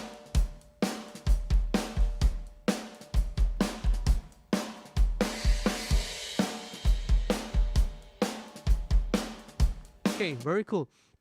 Okay, some of the resonance is getting a bit louder.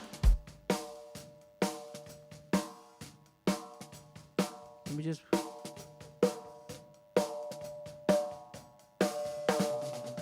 600 hertz.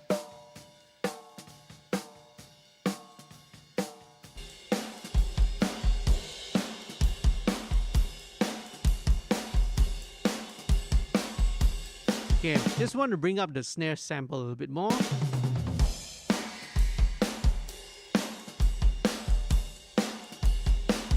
Okay.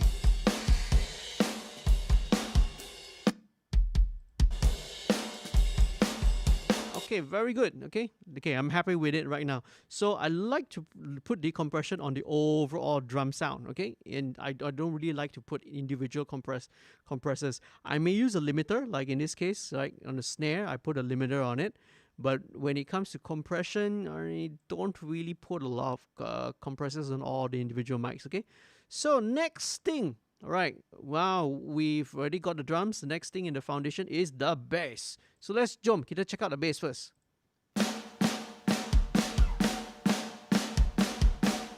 Okay, roughly balanced.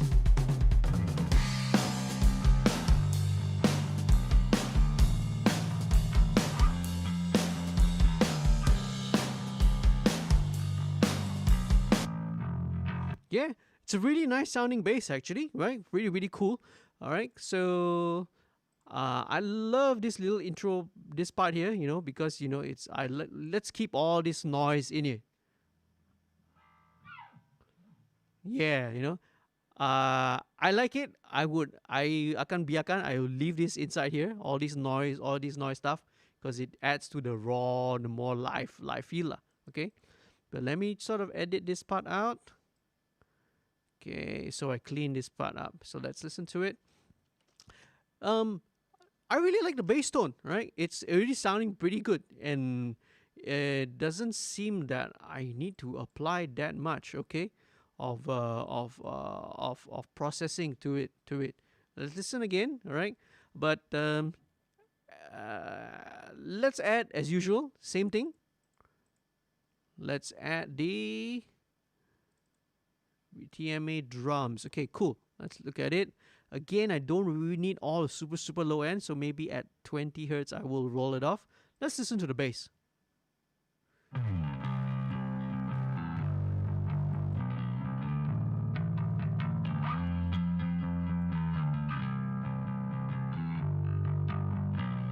You know, it sounds like it's already got a bit of dirt, a little bit of dirt in it already, but let's play around with it a little bit more. What if, okay, what I'm going to do is, okay, I'm going to duplicate this bass first, right? So it's going to be exactly the same, all right, same copy. I'm just making another copy, okay? Okay, but in this guy, I'm going to saturate it, all right? I'm going to put it through this virtual drive and just distort the heck out of it, and let's see what happens.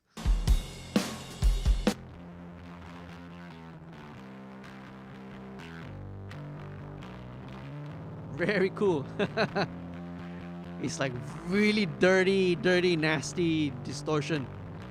Okay, it sounds a bit too over lah, memang terlampau, right? It's a bit too over distorted here. But the thing is, what I'm going to use this distorted bass track is I'm going to sort of add and blend it in with the original bass track, right? Because you have all that the high end, the presence, and the you know, the bite, the mid range and the upper mid range bite that's coming in from the distorted bass amp, right? The distorted bass track. So I'll blend it in with the original bass and let's see what happens. Okay, but first thing first, with the super distorted bass, right? Okay, usually we don't need all super low end, because the low end, you know, when distortion is applied to all the bass frequencies, it gets very muddy. You get a lot of phase issues, right? When you try to blend it in with the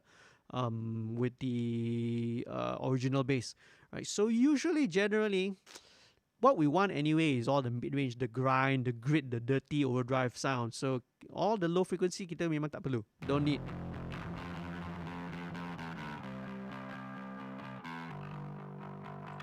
See?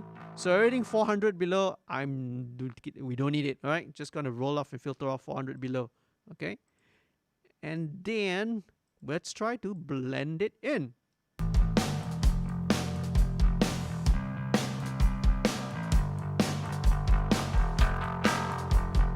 See? So it's almost like an, you know, when you apply these sort of things, it's almost like an EQ. It's like, okay, you have your original bass tone, okay, but you nak bagi a bit more presence, a little bit more brighter. We just blend this in. You don't need to EQ anything, right? It's just a matter of just adding this in. Actually, that's the same principle behind when we talk about snare top and snare bottom. See, the snare bottom, which is the snare wire, it's more like an EQ. You want your snare to sound brighter, you just bring up the snare bottom. You want it to be a little bit dark, you mute the snare bottom, or you bring down the snare bottom lah. Same principle here, okay? So let's just add a little bit of it. Let's see how it sounds, because we want to also know how it's going to sound in context with the vocals, the guitar, all that, okay?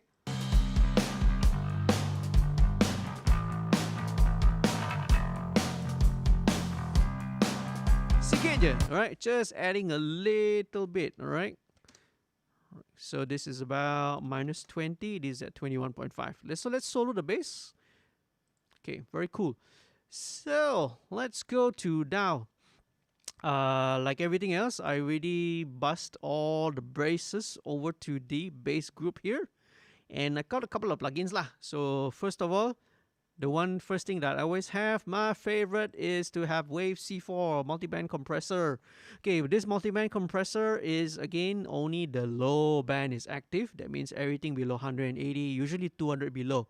Okay, so what I'm doing here, what I'm getting this multiband compressor to do is just to compress the low end, low frequencies, just to control it, because I don't want my next compressor, the compressors that I have later on down the line, to work too hard. I don't want it to squash, you know, I don't want it to choke too much, you see, especially when the low end, I don't want it to be jumping too much lah. So I control the low end a little bit, make sure that it's nice and even, right, before I send it off to the next plugin in the chain, okay?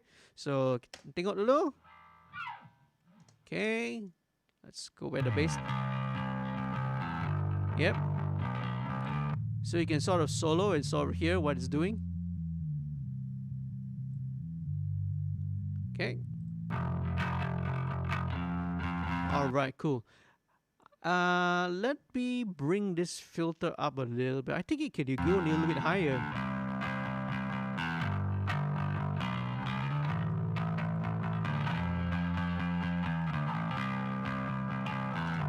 Yeah, it can even go up to 40, okay? Because again, like I said, we want to make space. Kita nak bagi ruang for the kick drum. We want to bagi ruang for the bass guitar, so that both of them will, you know, they duduk next to each other, you know, and be nice friends with each other lah. You know, they takkan fight. They're not gonna fight with each other. Okay. Now, so we got that. Next thing, gonna put in the, what I love to do is use this guy, which is called Surfer EQ.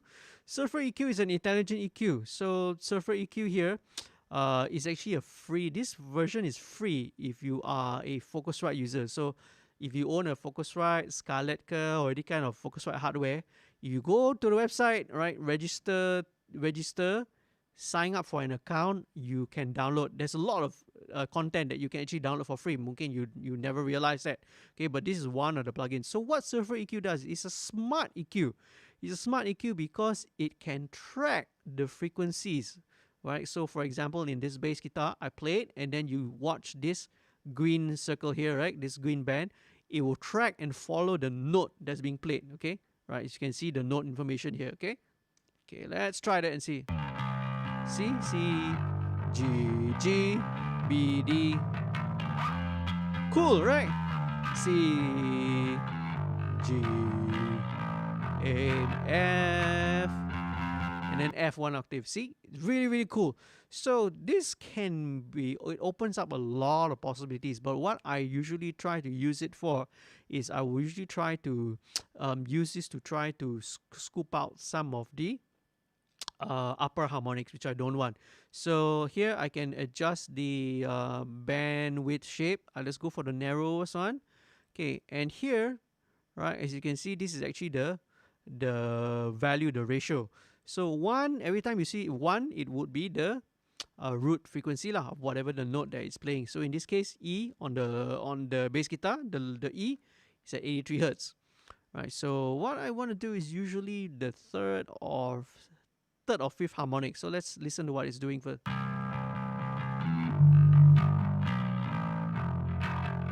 Okay, I can hear it's actually a little bit higher, right?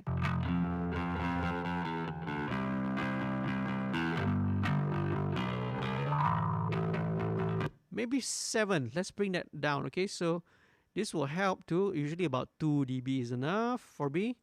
So what it happens as it tracks the note, right? It makes sure that on that particular harmonic, it will always kind of control, it will control that upper harmonic, right? So again, some of these upper harmonics, sometimes it will catch out, it will go into the range of, let's say, the guitar or the vocal. So it helps to clear up that lower mid-range again lah, okay? So that's what Surfer EQ is. Go and check it out. If you are using a Focusrite hardware, I think it's should still be there, available for free, right? You just need to log into your, sign in, log into your account, and go to your and download it, right? Okay. Okay, next thing would be the actual main compressor itself, and what I love to use is the 1176 Revision A, which is the blue stripe, as you can see. Okay, so let's check it out now. Yeah, I'm going to be pretty aggressive with it, so let's listen.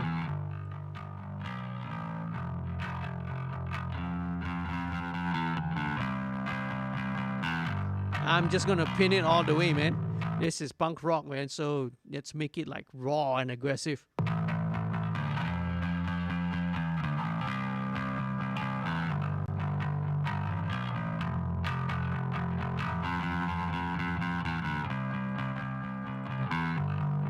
Okay, let me adjust the output so we get the equal volume. Let's just slam it all the way, man.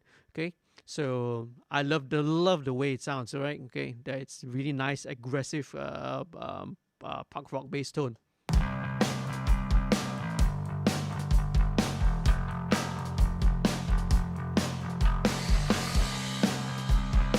drums, it feels like now when I listen to the bass, it feels like the drum compression can be a little bit heavier. So I'm going to bring the threshold down.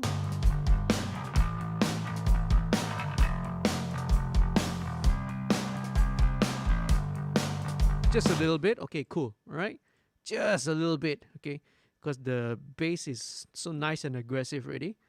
Okay, now a few more other things. Sure. Right. Okay. Okay. The next thing I have here is again one of those new plugins which is very, very smart and very intelligent. So this is Bass Rider. Okay. So again, you can always go back, watch the previous episodes. All right. Go to my channel. Okay, you can always check the different playlists. Every week of MixStream is always organized into the certain playlists. Okay, all right.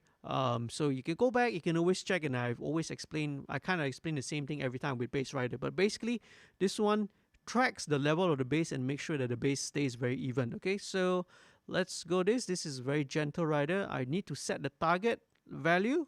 Let's check. Around there first. So kind of around there, right? Let's bypass it and let's see what it does.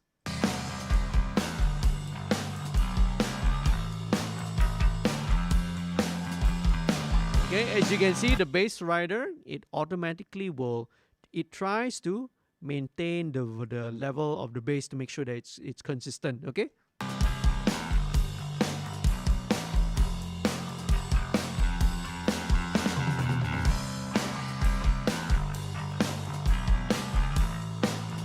Let me increase the range a little bit.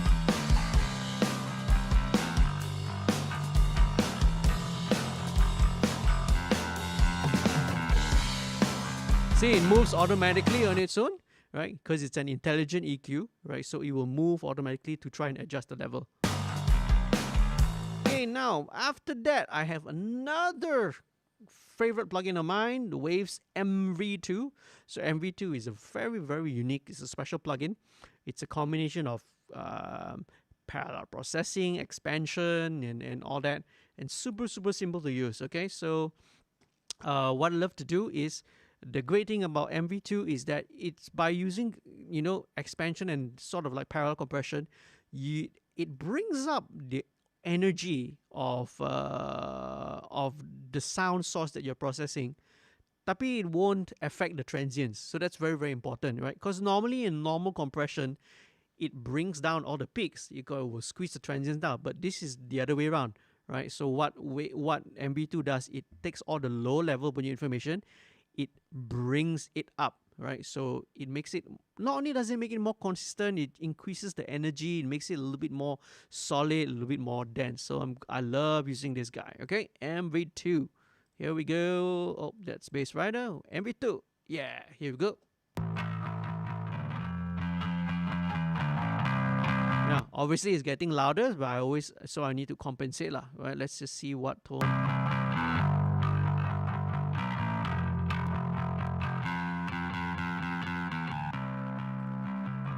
Okay, just match it, level match it.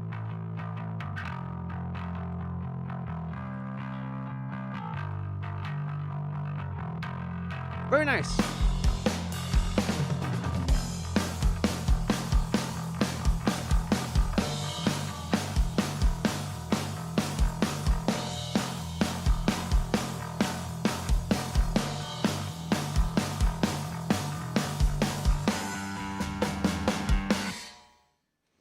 Cool. Okay, so that settles the drums and bass. So now let's have fun with the guitars now. Okay, so with this track, right, we kept it very, very simple, right?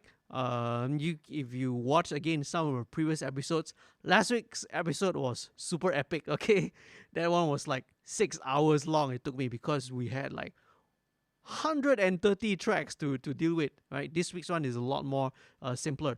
So this is the rhythm guitar track. So let's listen to it. There's only one rhythm guitar, which again, it reflects the style, the genre. Okay. If there were some other styles of different types of music, right? Let's say maybe metal, or let's say alternative, right? Or anything pop rock. very often, you know, everything's like double track, you know, multi-layered, very, very, very highly produced. But I love this track, you know, because, you know, it's very, very simple, right? You know, it's all about the energy, it's all about the groove of the whole band. It's about the catchy lyrics and you know, it's got a very, very nice catchy hook, which we'll listen to later. So you don't really need, you know, to be over. Basically, for this style of song, you tak nak make it sound overproduced lah. When it's overproduced, it becomes like sounds very, very pop rock. When it becomes very, very poppy kind of sound. So let's keep it very raw, man. Okay, so let's play around with it. Let's listen to the guitar in solo. Okay, let's put it in the middle first.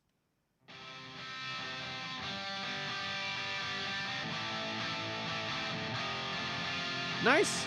It's a nice, aggressive, crunchy overdrive tone. Okay. Do you guys remember? You guys you guys remember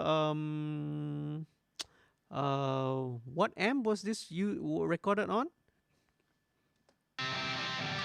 Okay, but first things first, same thing, okay? Let's put in my tape and console emulation software. Let's plug in. All right, let's see what happens. Okay, right. Immediately you can tell that this is overdriving already, okay? When it comes to guitars, I don't really want to oversaturate this because it's a bit ugly sounding. Nice. Okay, but as you can see, everything else on the virtual channel, this is saturating a little bit, but I don't. But overdriving the FG73 is not so pretty lah. Okay.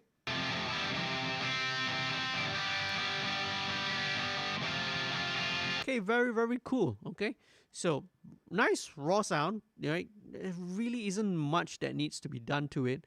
Okay, but I kind of want to show you one of my favorite EQs that's out there. Okay, and again, if you are regular on this channel, you can already guess what it is. Okay, you are regular. This is the good old TDR Nova. Okay, so TDR Nova is a parallel dynamic EQ. So dynamic EQ here meaning that, you know, it's a frequency sensitive and also level sensitive EQ, right? So basically it means I can always tune and dial in this EQ. You can use it much like a normal EQ. You know, you can always boost cut, you know, frequency, the bandwidth, everything. You can treat it like a normal EQ. But the dynamic function is going to be very, very useful. All right, so I'll show you in a while. Okay, so let's start with doing a little bit of shaping first. Let's shape off all the bottom end, which we don't really need.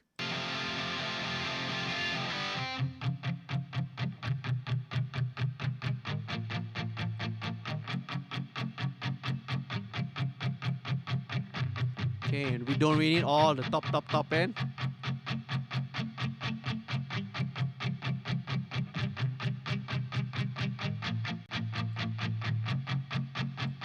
Okay, right. So here it's right. So what did I do, right? So basically everything below 70 hertz, don't need it. Let's just roll off everything below 70, and everything above 10K, right? So again, on a guitar amp, there's very little information above 7K, 8K, right? So when you like EQ and you roll off everything above that, and that's not necessary, it will sound fine, right? So but you don't want to roll it too much that it becomes too dark. So 10K is, if in this case, it's a good setting, right? Always use your ears lah, okay?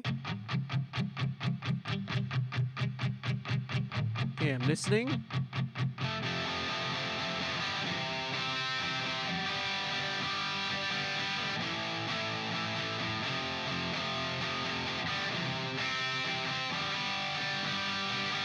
I'm pretty happy with the way it sounds actually, but let me go back to the palm mute section.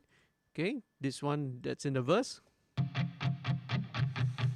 Okay, because here there may be a little bit of that low and kind of jumping out a little bit, okay?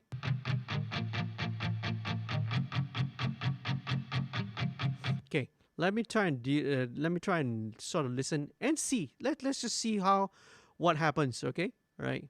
Because in mixing, all right, it's not there's not always a clear or certain path towards to how to achieve. So let's say your matlamat, your destination. Kita tahu, we know what the destination, what's the sound we are envisioning in our head, what is the final result, the final destination.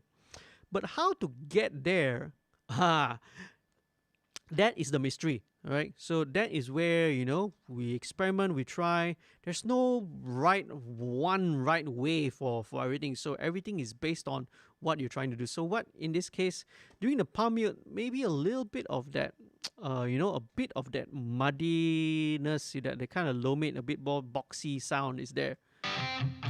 So, okay, I selected this band number 2, right? I can always solo the band. So let me listen to what I'm looking for, okay? Let me set a narrow cue, so...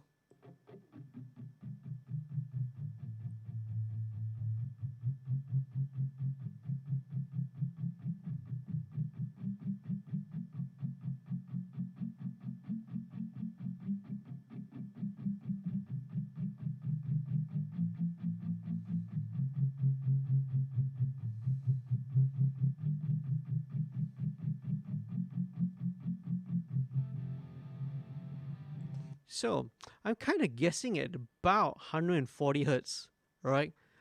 It's kind of booming a little bit. It's not much, a little bit, okay? So 140 hertz. Okay, so let me first of all zero back the gain. Kita unsolo the bandwidth. So now this is where we're gonna go into the dynamic EQ. Okay, so the dynamic EQ function. So to engage the dynamic EQ function, we press this one, threshold. Okay, then you see it activates all this control. Oh, by the way, all right, TDR Nova, it is the standard edition. It's free of charge, right? And I think if you go down to the link, it's already in the description, the video description. Kan? The link is already there where you can download TDR Nova for free. Okay, they have a paid version which has 6 bands, but for free version, they already give you 4 bands of EQ, which is super generous.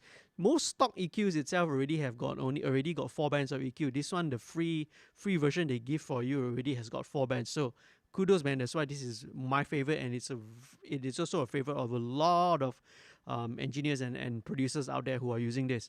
Okay, so back to the topic. Okay, so after you engage threshold, they can activate all these controls, right? So just like a compressor, you have your ratio, right? You have your attack, you have your release, okay? But now you see this one, it's highlighting band 2 and split mode. So when in split mode, it means that each band, they have their individual, you can adjust the ratio, attack, release, you can adjust it all individually. Okay, but what I want to go is, I want to go to wide band. So when you go to wide band mode, okay, all the 4 bands, they're going to share the same controller, all right? Basically, I'm lazy to dial in different controls for every single thing, right? So let's just use wide band mode, okay? Ratio, I love to go with 3. Attack, I'm going to go with fastest attack because I want it to respond very, very fast. Release, actually I'm going to leave it at 200. I'm going to leave it at 200 milliseconds for now. Biasanya, usually I love to keep the release as fast as possible because as you can see, I'll show you what happens, okay? So let's play this section again. Maybe let me loop it first lah. So senang sikit. Okay, let's set a loop. So you see what it's doing.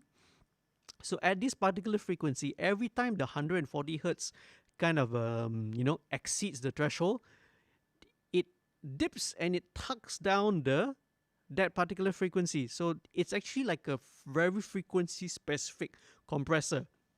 And the powerful thing about this sort of EQs is that, see, when the frequency is not there, when it doesn't exceed the threshold, the EQ doesn't act. So it's very transparent. It leaves it there.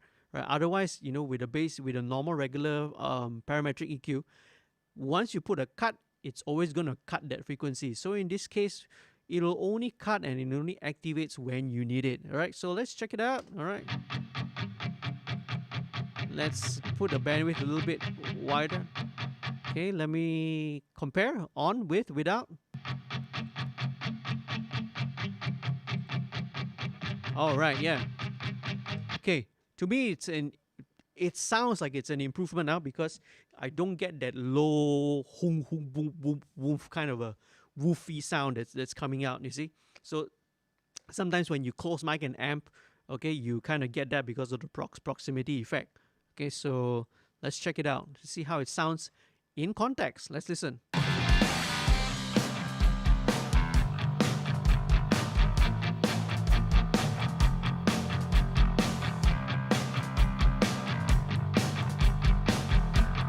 We bypass. See, it's a bit woofy, boom, boom, boom, boom, boom, boom sound, right? Which you know, it's if you hear on maybe on the bigger speakers, right? You're listening on headphones or monitor speakers, you can tell lah. But if you're listening on your headphone or a laptop speaker, you memang tak boleh dengar lah. You can't hear it, right? So it's important to, you know, to always listen and monitor on either a good pair of headphones or a good pair of monitor speakers. Okay, so what's definitely it's helping here, right? It's definitely helping to reduce all that woofing sound, especially below the palm mute, so it doesn't go boop boop boop boop too much, right? Okay, let's leave it at that first. Now there's another thing that kind of bothers me. Right? Okay, on, yeah, on, right? Okay, jump. Okay. Sometimes a little bit buggy.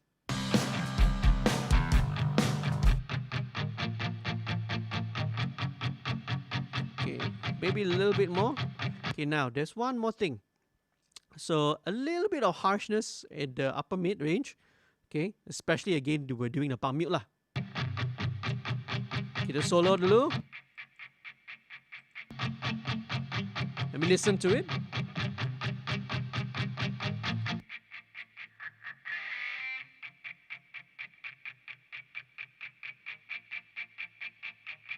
About 2.4 kilohertz, right? 2.4K. So same thing. Okay, let's zero it out first. Back to wideband. Okay, so it shares the same settings. Let's adjust the threshold. Okay, and one more. Okay, let's go to band 4. Let's select this one. Maximum narrowest Q.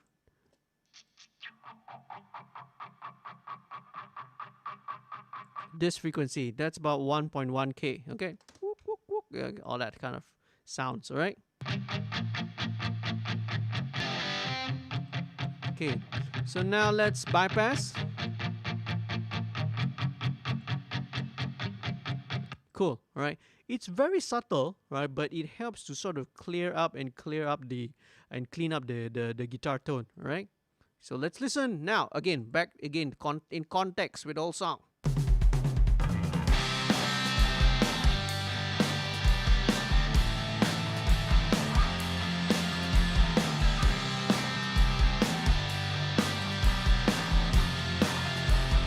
Okay, right, cool. I like the way it's sounding now. Now, remember what I said about set and forget? In mixing, right, it's not always a linear process. I like to think about it this way. It's not always selalu like a linear process that you go from point A to point B, point C, point D, all the way to the end. Sometimes in the process, you go from point A, point B, point C. Sometimes you will jump back to point A because maybe you need to fix something. Like I said earlier on, you set, but you don't forget. Then sometimes you maybe already go to point A, B, C, H, I, J, K, already somebody point T. But suddenly you realize, you know, because of what all the work and all the processing you've done, suddenly you realize something earlier on, maybe they got peringkat C at point C or something, oh, something's not working. You can always jump back and forth, right? It's not a linear process, okay? Everything affects everything. So now, what I feel now, and I also suspected, is that now the kick drum, you know, does not have enough bite to it, the attack. Because now with the bass guitar, you know, having all the bite, the attack, now you have the distortion guitar also adding all the upper mid-range. The kick drum kind of gets a little bit buried, the attack of it. So maybe just needs a bit of EQ, I think. Let's try it and see.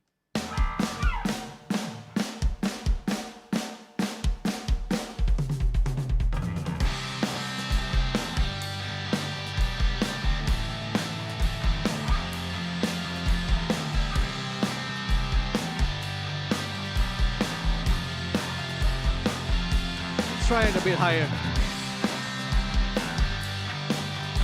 Okay, 5K is a bit too metal lah. Okay, so maybe about 2K. Okay. See, so without, listen to the kick drum. Okay, I just want to hear a bit of the attack of the kick drum, the beater. Okay, just so that it cuts through a little bit. Okay, back to the guitar. Okay.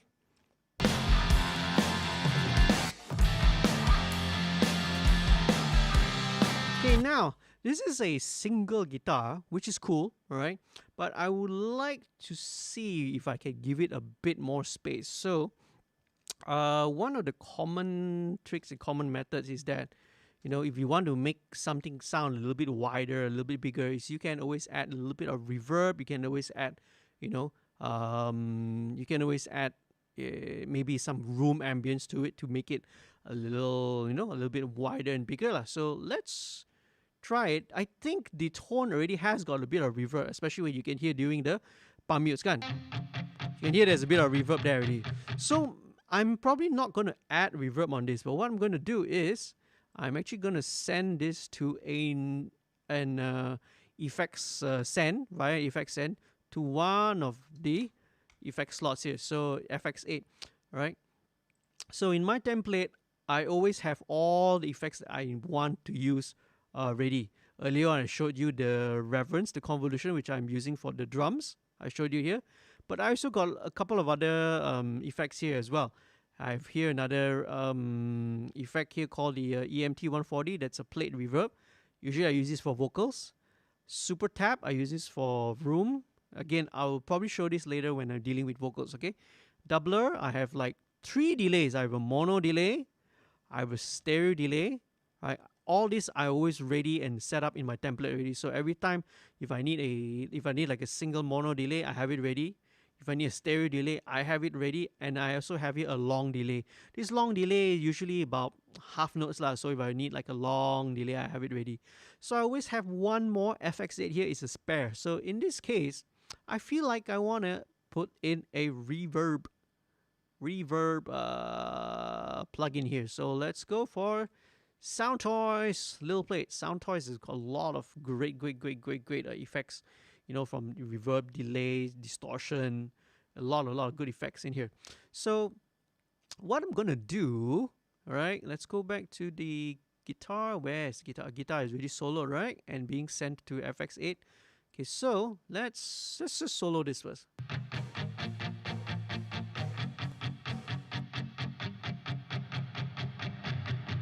Okay, you can hear this is the reverb that's coming from the little plate.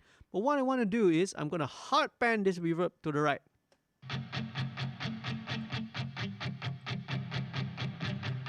Okay, if you guys are listening again, if you're on headphones or monitor speaker, then you can hear that the reverb here is coming out all the way to the right.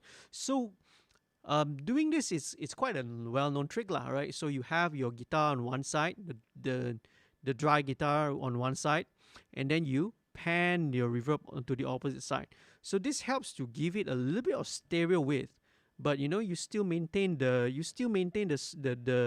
tightness of the original track, but you have the stereo width and the ambience, coming out from the reverb being panned all the way to the right.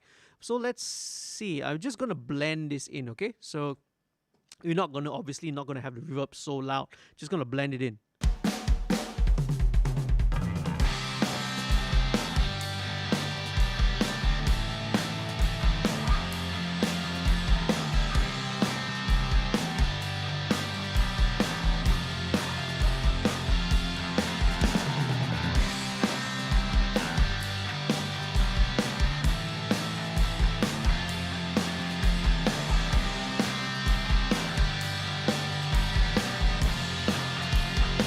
Okay, very cool. All right.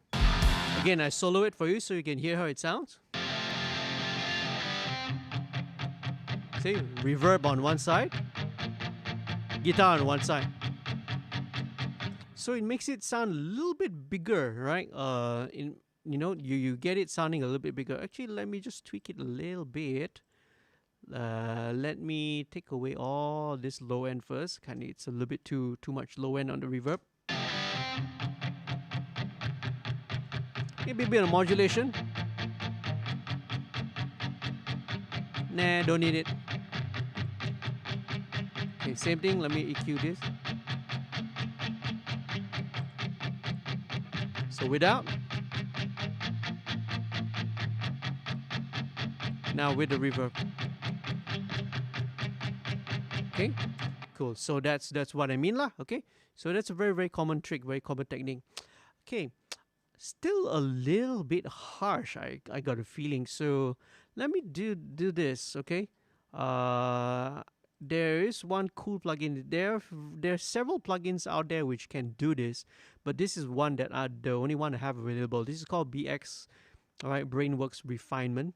So what it does, it helps to sort of soothe some of the upper mid, the harsh frequencies. I feel that the guitar tone is still a bit harsh. So again, I'm gonna roll this.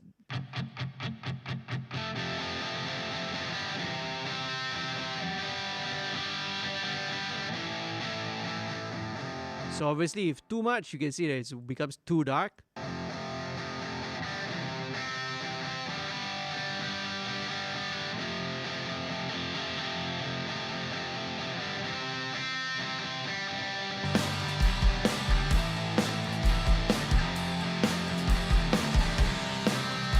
Okay, very cool. I like it. All right.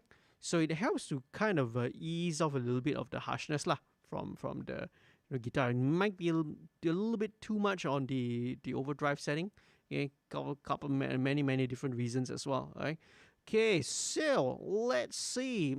I feel like it still needs a little bit of EQ somewhere. And let me sort of try and play around with some of these EQs, okay? So this is, okay, good. Time to try and experiment something. This is brand new. They just added, this new plugin, which is the AMAC. You see, as you can see, I haven't even used it. I have to activate it. Click to activate. Yes, I'm online. Okay, you cannot see my password. Okay. Contacting server. Your license is expired. What? Oh no. You must be kidding me, right? How can it be expired? Okay, it works. Okay. Weird, it didn't work the first time round. Okay, because how can my license be expired, man? I paid the subscription every month.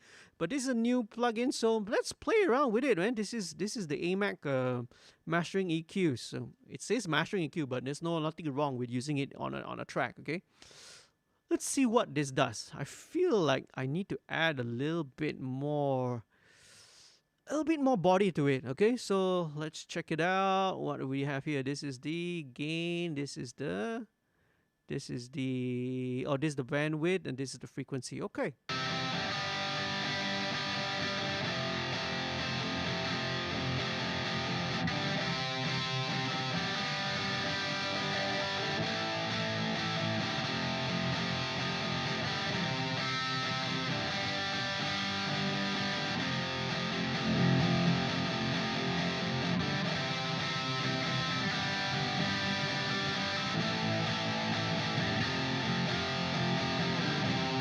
Okay, about 200. Okay, let me back off the gain first.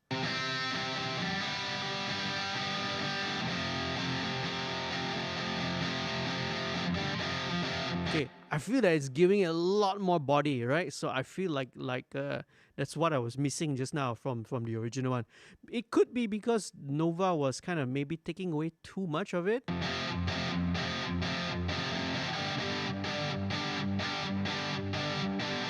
Yeah, okay. But here it's kind of, the AMAC EQ is kind of adding back, that body which, sometimes gets a little bit lost.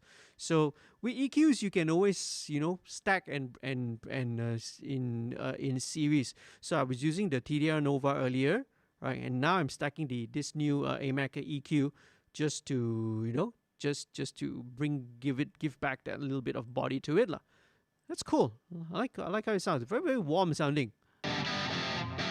Okay, maybe a little bit of mid at about 1K. Let's just a tiny bump here and see.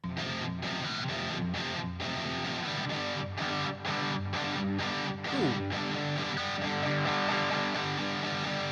It's a nice bite to it, man. Very nice.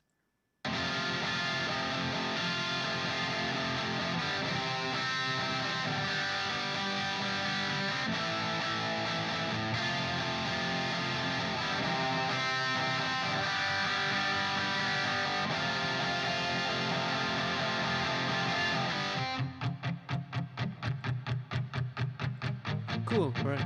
About 1K, right? So I'm getting just boosting it by what 4 dB at about 1K, right? So that seems to help. Okay, I like the way it sounds, but very important question: how is it going to sound in a track?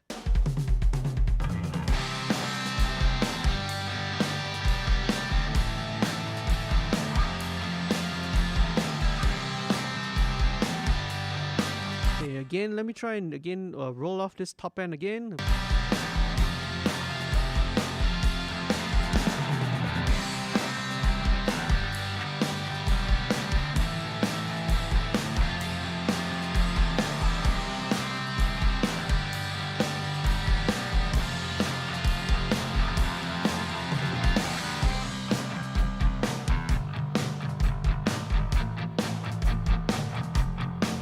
Very nice. Okay, cool. I'm liking where I have it right now. Okay, let's see. So now I'm going to skip forward because the next most important thing will be the vocal. Okay, so vocal will be the most important thing. Because in any song, in any mix, right, the vocal is the one that the listener is going to listen to. You know, orang the average listener is going to remember the melody. The average listener is not going to go and listen to the hi-hat part macam mana, you know, okay, the guitar delay part. Only musicians like us, right, are going to focus so much on all that lah. So let's go into the vocal, okay? I'm going to show you what I do with vocals, right? Again, with vocals, I usually do it into two steps. It's a two-step process. So the first step process is what I call the corrective processing. So corrective processing here means that, you know, any sort of the ugliness, right, whatever, you know, whatever things which are harshness, we deal with that first. We remove all the ugly parts, right, so that it's nice and beautiful and nice and pretty. Then we can work on the creative side. Okay. Now this track was a little bit noisy, a little bit of noise issues and a bit of ambience issues. Again, I'm not sure why, right? But when I got the track, the levels were very, very low and it was a little bit noisy. I played this part for you so you can sort of hear what I mean by the noise. Okay, let me bypass everything first so you can hear that. Again, if you need to be on headphones or monitor speakers to hear the hiss. Okay. All right. So I kept this this sample, this track here so you can hear what it is. Okay. Right. It's not a big deal. Okay, because when you play the rest of the vocal again on top in context with everything, it's probably gonna be fine. But I always want to kind of deal with this sort of thing first lah. So as usual, now the vocal chain here is going to be a little bit more complicated. Okay, so first thing I have here is this one. This is called the Isotope RX denoiser. So what it does is, let me show you what it does. Okay, all right. So it actually learns the noise profile. Let me play this section. See, and this actually plays the noise profile. Right. So how do we usually use it? Okay, right. There are other plugins we usually can also do denoising, but the principle is usually the same lah. Okay, so let me loop this section. Let's bypass it. Okay, you can hear the hiss. So what we do is we can always tell it to learn. So what it does, it's going to analyze the sample of the audio to learn what the noise profile is. So it's learning. Okay. Just very quick, right? Get a noise profile, and then voila, that's it. All right, it learns the noise profile, and then you got it already. So you can adjust the threshold, right? Obviously this is too low, so you want to adjust it till the point where, yeah, it removes it. Okay, so reduction also, you can say you play around with this tool and see what's the best value. Okay, so in this case, yeah, so maybe about 12 dB reduction below the noise floor. Cool. So that's how you clean it up. Right. So there's another issue which, there's a lot of room. It's kind of roomy as well. So let me play this for you. Saat remaja menjadi kegilaan, saat remaja menjadi kegilaan, saat remaja menjadi kegilaan. It's a little bit roomy, so I can hear a little bit of the room ambience.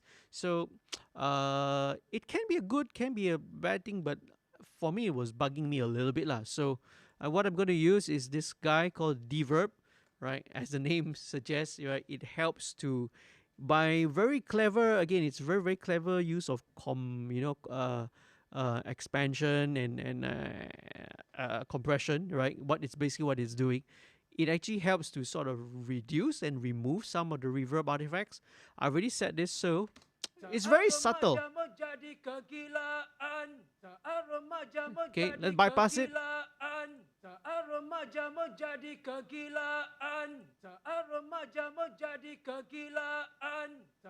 Especially on the, you listen to the, especially on the tail end of the word kegilaan, on the an, right? So when I bypass it, see, you can hear the tail. You can hear the tail. That's the ambience in the room, right? Kind of coming back in.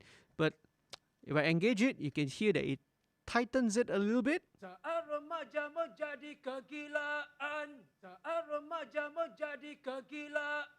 Right, so that works for me lah. Okay, I'm pretty happy with it. Okay, so now I've cleaned it up a little bit. Part of the corrective processing. Yep, gonna make it. I'm gonna EQ it a little bit more. So next thing, so as usual, same thing that I have. Right, the virtual tape machine. I also have the console emulation. Right, but one thing a little bit different when it comes to processing vocals is the choice of the preamp. So usually with instruments, I'm using the FG73, but in this case, right, I'm switching it over to with vocals. I love to use more of the tube, right, tube preamps. So this is part of their virtual tube collection. They have one which is called, this one I'm using is called Hollywood. They have another one called London. They have another one called New York. It's basically different flavors of the tube preamps, right? But for vocals, I kind of like to use this, right? Because it helps to add a bit of character, adds a little bit more tube flavor to the vocal. Okay, but the thing which secret weapon when it comes to vocals is this boy over here, right? This is the FG Stress, okay? Right, so stress as in, not to say as in the mental stress lah. Okay, but this is their model of the Empirical Labs distressor, which is referred to, it's a very, very versatile compressor. Okay, so it has a setting, right, which is called the nuke. Nuke, basically it's almost like, very, very extreme. It's like limiting lah, alright. So what I'm doing with this compressor here with the FG Stress is I'm actually doing parallel processing. I'm doing a parallel compression on the vocals, and I love doing parallel compression on vocals especially, right? You can always use parallel compression. Again, not going to go into the technical details. With drums, with bass, with a lot of things, you can always use parallel compression. But one thing I almost always use parallel compression on is vocals. So how do I do the parallel compression? What it means is that I'm going to combine, I'm going to blend, right? And I'm going to run in parallel. One is the uncompressed signal, right? So that's going to be on one side. And then I have a very, very compressed, almost limited signal. Then what I'm going to do is blend the two together, right? So that's basically what parallel compression is, right? So with parallel compression, you can get, it's very, very transparent and almost invisible. We call it like invisible transparent compression because it's very smooth. Your dynamics is very, very well controlled, but yet you still have a bit of the natural dynamics of the uncompressed vocal, you see. So I have this set around here. and I have it about 50-50. So let's listen to it, okay? All right, this is without first. Saat remaja Listen to the menjadi vocal. kegilaan, mengharungi segala batasan. Okay, Biar that's fine. Let's engage it in. teruskan berjalan. Okay, obviously it's a little bit louder, all right? But Kenangan lalu tak. it's a little bit more energetic as well. Saat remaja menjadi kegilaan, mengharungi segala batasan. Biar Let me bring this up a little bit more teruskan berjalan. so that it limits a bit more. Kenangan lalu tak mungkin ku lupakan. Yeah, okay. Did I have to compensate the output a bit? Ketawa, menangis bersama. Okay, make Namun sure there's the kau same volume, tiada. much more solid. Remaja menjadi kegilaan, mengharungi segala. Yeah, it makes it everything. It makes each every time, every syllable, every word a little bit more forward. Okay, so I usually kind of leave it at 50-50, depending on some situations, and I'll have it less or sometimes more. But let's leave it at 50-50. Right, that's kind of what I like. Okay, so back to right. Again, our good friend TDR Nova. All right. So here I'm going to do a little bit of same thing, a little bit of sculpting. Let's take away all the super low end. Segala batasan, biar teruskan berjalan. Okay, don't need everything below 100. Kenangan lalu Okay. tak mungkin ku lupakan. All right, so there is, again, a little bit of the room I can hear, either the room or some kind of reflection. Ketawa, Okay, let me just loop that one line lah, okay? Senang sikit. saat remaja menjadi kegilaan. Okay, I can hear it, right? This is the frequency. Saat remaja menjadi kegilaan. Saat remaja menjadi kegilaan. Saat remaja menjadi kegilaan. About 684 hertz, right? About 680, 700 hertz. Okay, so we can always train our ears to sort of detect. Let me unsolo it. Okay, listen to it, right? Kegilaan. Saat remaja menjadi kegilaan. Saat remaja menjadi Okay, especially on the word R, on the R, Roma, and the kegilaan. Saat remaja menjadi menjadi, right? On these two parts, right? This is where you hear this note. Let me solo this frequency so you can hear it. saat remaja menjadi kegilaan. See, right? So that's where I suspect it's either some kind of early reflection or something in the room, or sometimes even the resonance of the microphone body as well, lah. Okay, so this is one of the areas which I want to deal with. And again, because it only pops up on certain certain words, certain notes, that frequency kind of jumps out. So that's why a dynamic EQ is very, very useful, very powerful for this kind of use, you see. So kita go to same thing. Let's go to the threshold. Let's go to wideband. Same. I love my settings to be ratio 3:1. Now with vocals, yes, I will go with fast attack, fastest release. Okay, so let's try and dial and work on that frequency. Okay. Saat remaja menjadi kegilaan, mengharungi segala batasan, biar Yep. So every time that frequency, berjalan. every time that frequency comes in, it will tuck it down. Kenangan lalu tak mungkin ku lupakan. Ketawa, Okay. There's one more very nearby to it. menangis bersama. Namun kau tiada. That's alright. That's alright. At about 890, 890, almost 900 hertz. Okay. So this one also wideband. Let's go a bit narrow down. We got a feeling, lo sopra, that's alright. Okay, this one is not so much. It's not as obvious as the, it's not as obvious as these 680, 700 hertz one. So this one you can be a little bit gentler lah. Okay, so cool. We got it at that. Not very sibilant, this vocal, which is cool, right? Which is good. So we can leave it at that. Saat remaja menjadi kegilaan, mengharungi segala batasan, biar Let me play with the output. teruskan berjalan.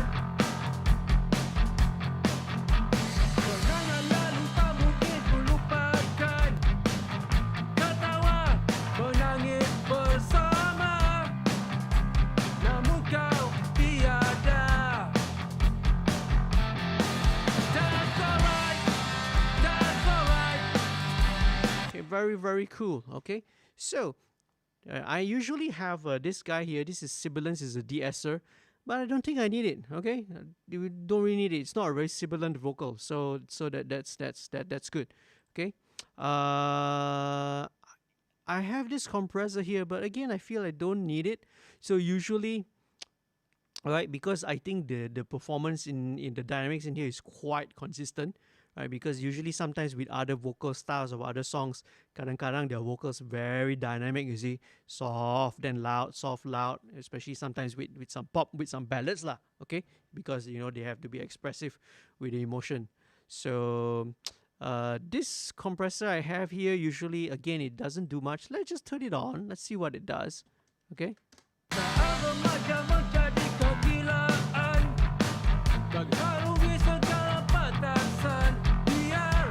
Cool. Okay, I'll have it on, right? But usually what I have this compressor on, it's not doing a lot. Right? It's not going to be more than around 1 dB on the peaks, okay? So this is just going to control the very, very loud peaks only. And this is basically what I do on the corrective EQ side, okay? So we move on to, all right, the second stage of vocal processing. So this is not done yet, the vocal processing. Ada lagi, okay? So I bus the vocal to the lead vocal group, okay? So lead vocal group here, you can see, here we go. There's a lot more processing here, all right? So let's run by one what I have here, okay? So let me loop the vocal again. First thing I want to do is I want to, after doing all that compression, I'm going to run it through another compressor one more time, man.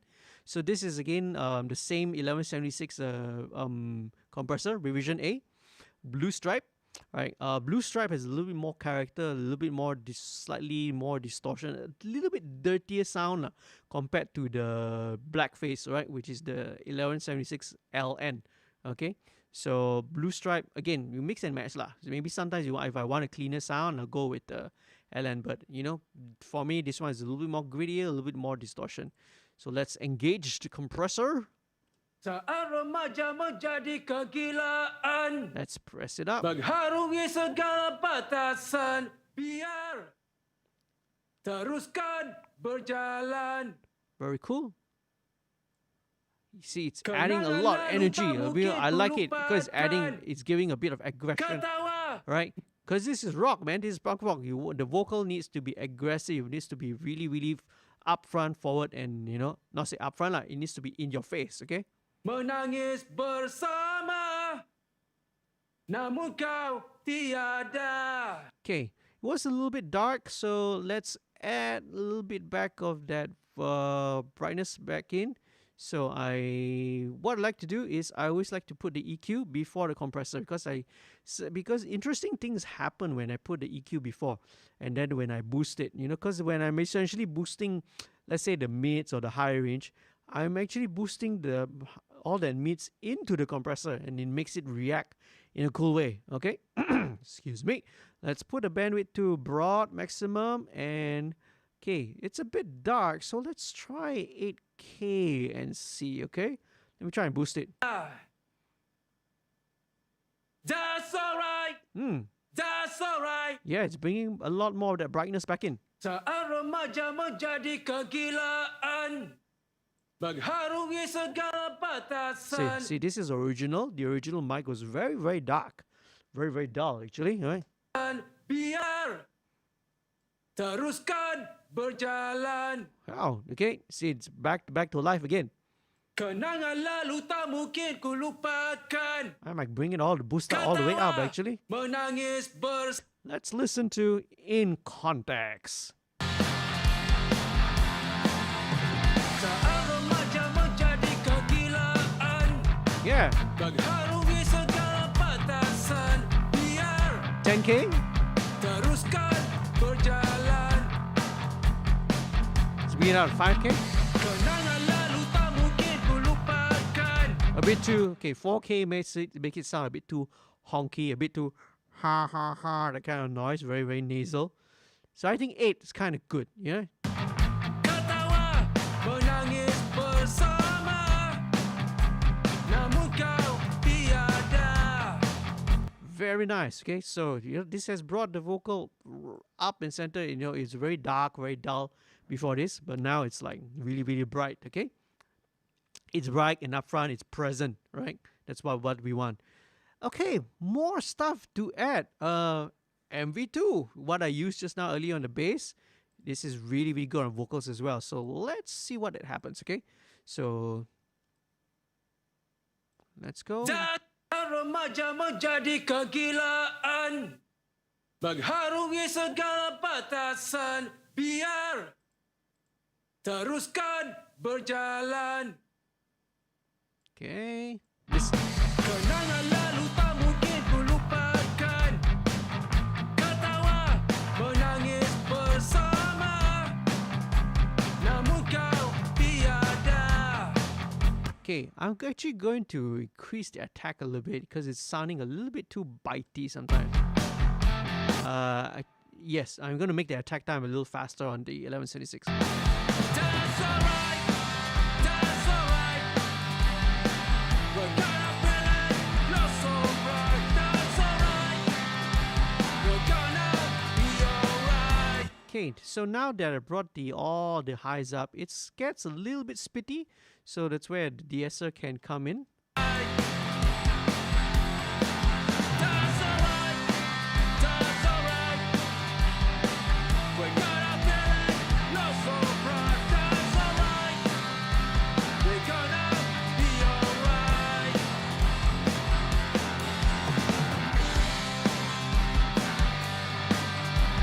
Okay, now let me try, maybe gonna bring the snare a little bit down. We're gonna feel it, not so bright. That's alright, we're gonna be alright. Okay, needs a bit of brightening, okay? Needs a little bit of brightening. Let's go back to because again, now in context with the vocal, with the guitar, everything, so some of the things might need a little bit of more EQ, okay?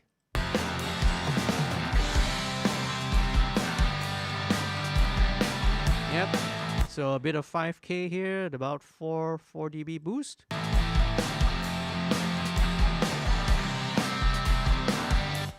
Saat remaja menjadi kegilaan, mengharungi segala batasan, biar teruskan berjalan.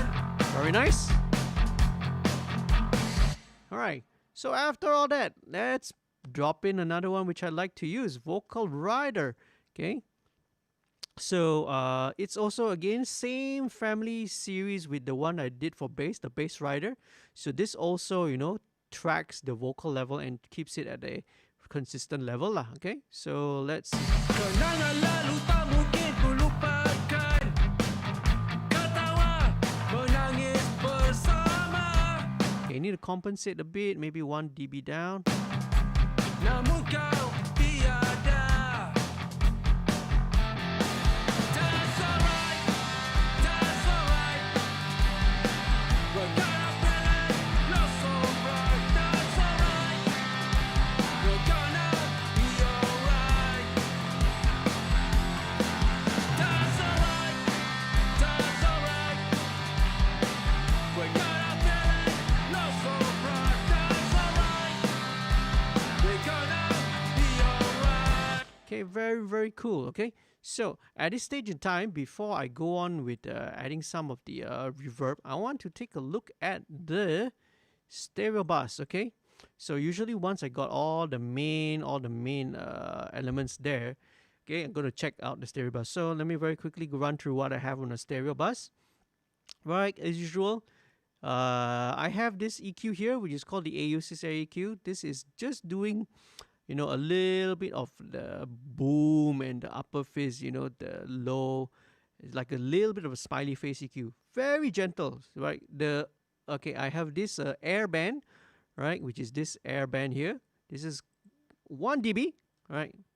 Very little, very, very little, very subtle.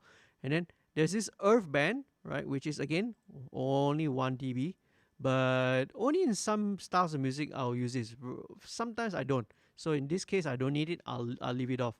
Okay, I also have a kind of another mid-range boost here. Let's listen to see whether it helps or not. Saat remaja menjadi kegilaan, mengharungi segala batasan. That's cool. I like it. I like it's again. That's a super tiny and very gentle white boost. So the next thing I have here is back to the Waves C4, the multi-band compressor.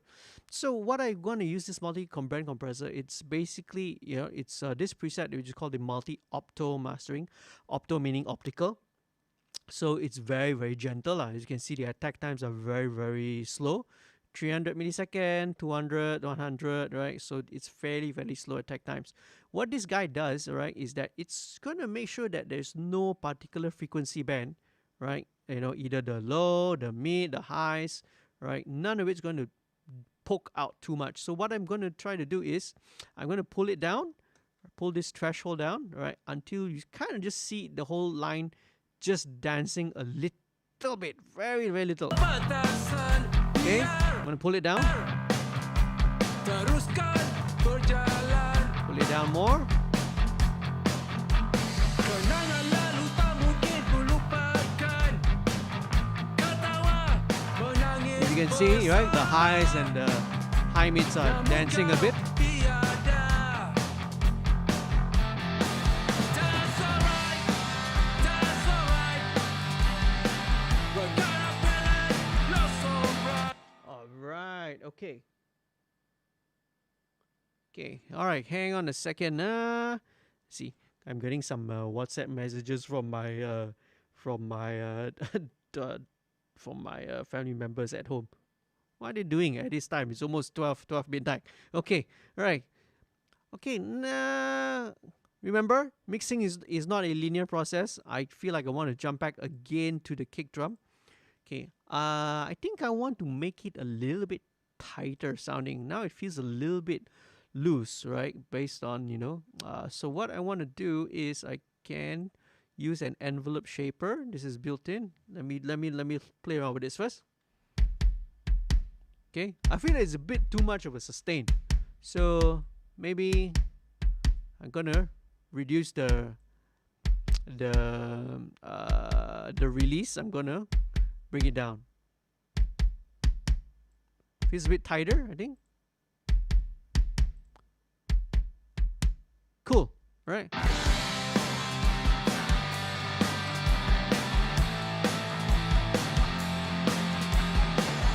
Okay, and I think I know what it needs as well. It's probably gonna need a little bit of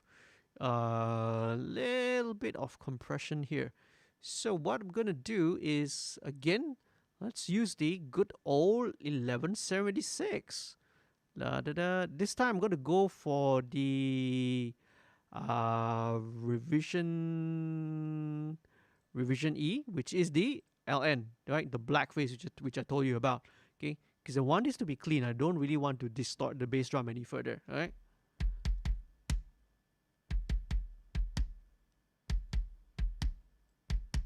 Okay, let's have the. Okay, I don't want to. I want to keep the attack. I just want to even it out. Okay, so let's go with, let's say 8 to 1.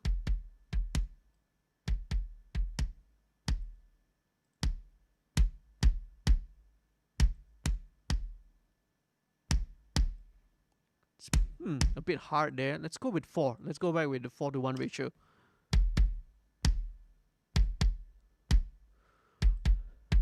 Okay, nice. Okay, it's a little bit more even now. Let's just. That's alright. That's alright. We're gonna feel it. Love so bright. That's alright.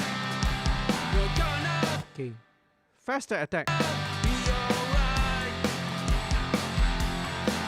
That's alright. That's alright. We're gonna feel it. Love so bright. That's alright. We're gonna be alright. Okay, probably needs to clean up a little bit lah. Let me bring this up, maybe up to like 30 or 40.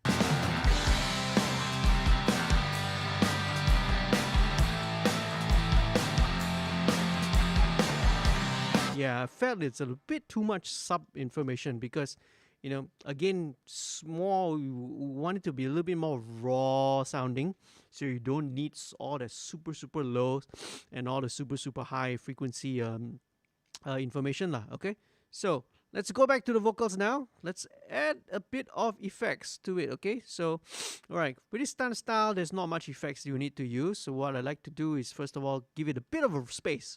So what I do is I use this super tap. This is actually a delay. You can use a reverb, you can use a delay, you can use any kind of ambience or room ambience, a very short reverb, a very short delay.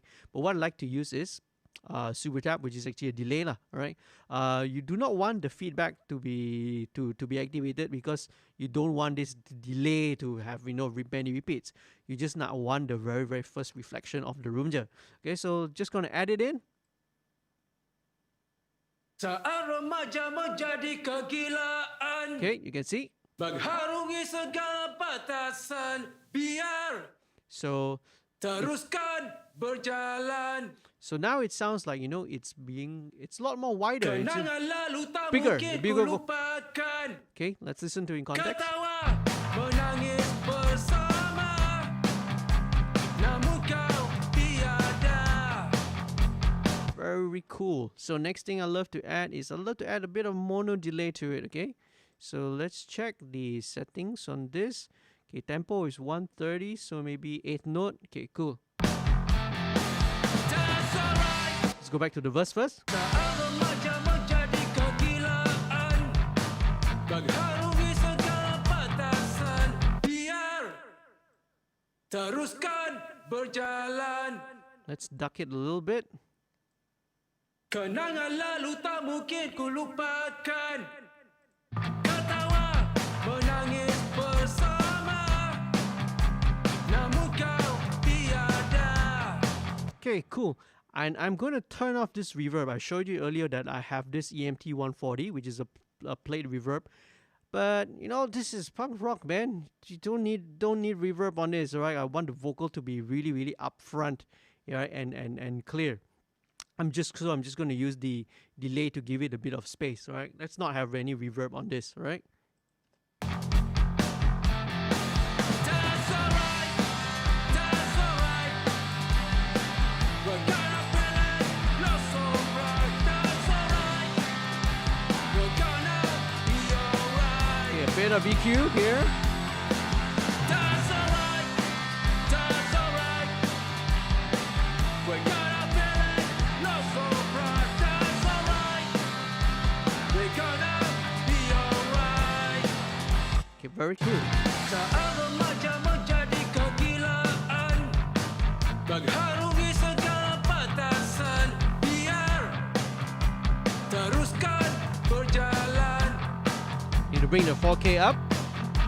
Kenangan lalu tak mungkin ku lupakan. Ketawa, menangis bersama. Namun kau tiada. 2 dB down.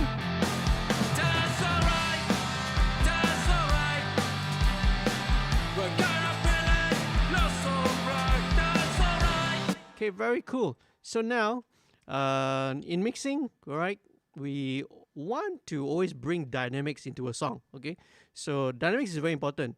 Okay, so because every time you're going from one section of a song to another, you want the listener to always maintain the interest there.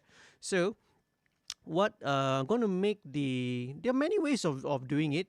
You know, some ways going to do with arrangement, some ways going to do with the way the dynamics goes. But in this case, right, because we're keeping it very raw, so you know, this performance with the band, you know, we're not making it again. This is punk rock. You don't want it to sound super produced, right? This is not like pop punk or, you know, or alternative rock or new metal or something like that, right? You don't want it to sound super produced. So what I'm gonna do is just gonna add very subtle, a little bit of stereo delay on every time it goes to the chorus. So let's check it out. So I'm gonna automate this so that when it goes to chorus, Tiada. 1, 2. That's alright. That's alright. We're gonna feel it. Not so bright. That's alright. We're gonna Yeah. be alright.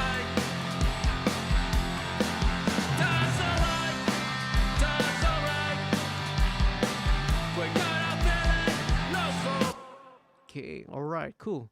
I'm going to adjust the feedback level. The left needs to be a little bit higher, a little bit more feedback because it's a shorter, slightly shorter delay. See? So bright, that's alright.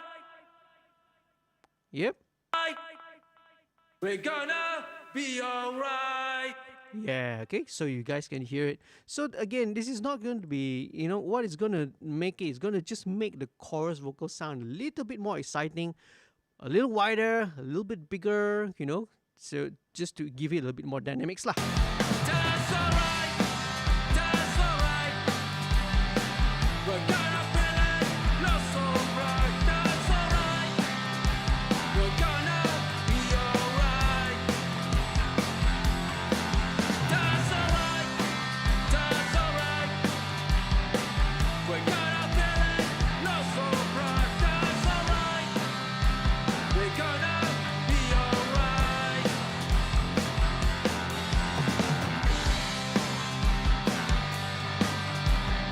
Very, very cool. Okay, cool.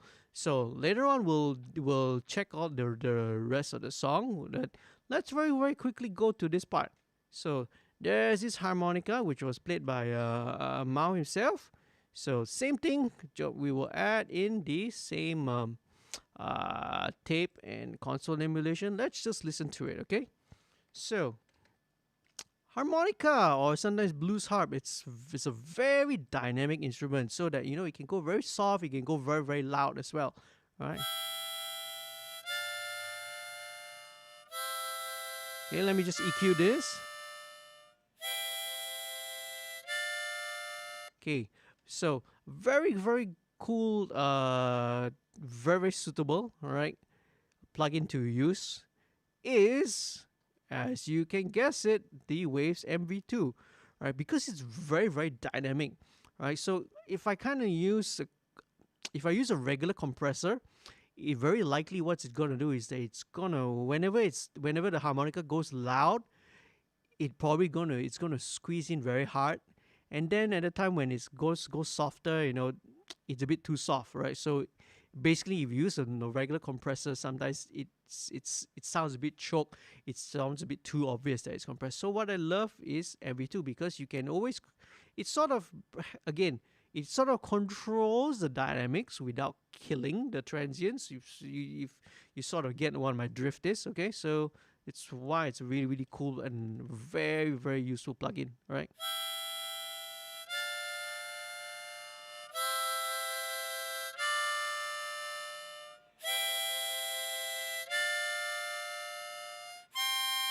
Okay, it's clipping a little bit, so I do have to bring the output down.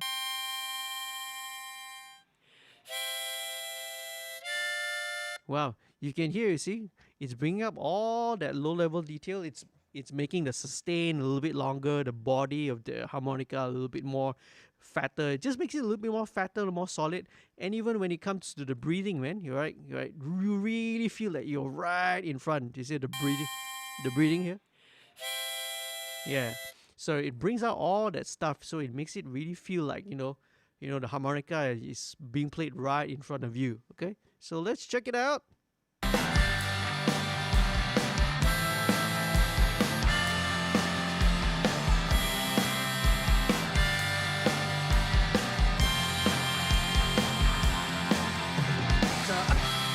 Okay, not much EQ. Just gonna roll off all the bottom and the super, super top end, which we don't need. Okay, same thing. Let's add a bit of room in it.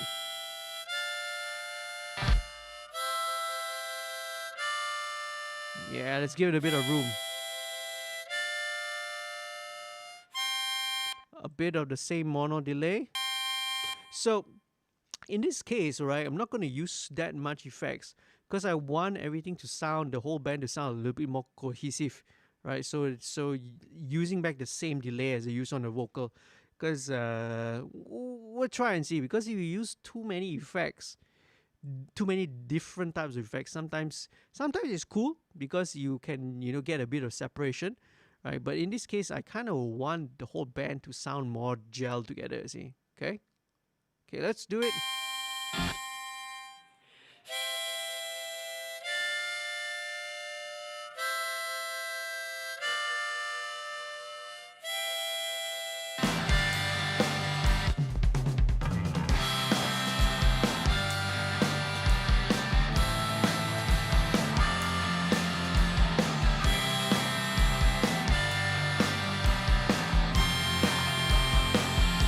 Very, very sweet. Okay, going back to, I almost forgot actually.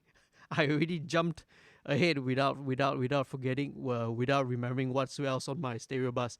Okay, all right. Just now I was after doing this the C4, the multi-band compressor. Sorry, man.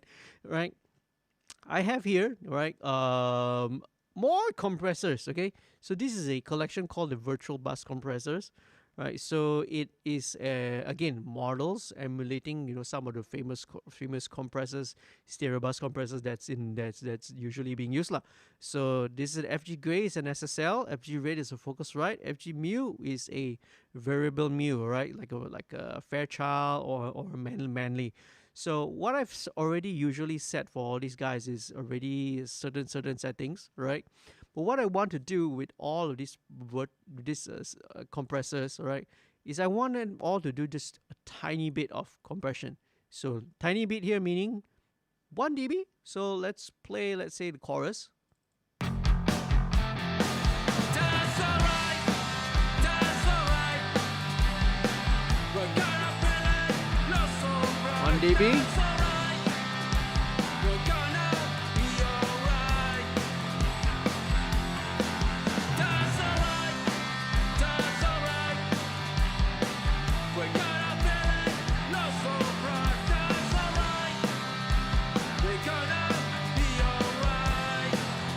Yep, so that's what it's doing, man. Each of these guys are just doing 1 dB, 1 dB, 1 dB unit, right? So collectively, it means that all these compressors are not being forced to work so hard, see? So you don't really run the risk of it sounding choke. So it's compressed, everything sounds, the whole mix sounds a little bit tighter, right? A little bit more glued together. You're gluing it a little bit together, but it's not going to sound as choked as if you're just using one compressor. So that's what I like to do. That's why you see a lot of my processing is being done in series, you see. Okay, a couple of other things, all right, that's in the master. There is a virtual channel. Again, another virtual mix track. This time I got a couple of plugins in here. Okay. All of them are doing very, very subtle things. Again, similarly, this custom series lift is very subtle. A bit of presence, right? This is at the setting of 1, and this is again a bit of low frequency. This setting of 0.5. This is not dB, by the way. This is just a value, right, that they set in this plugin. It's not 1 dB. It's probably less than that. Okay. I've got this guy Revival. Did I show you Revival just now?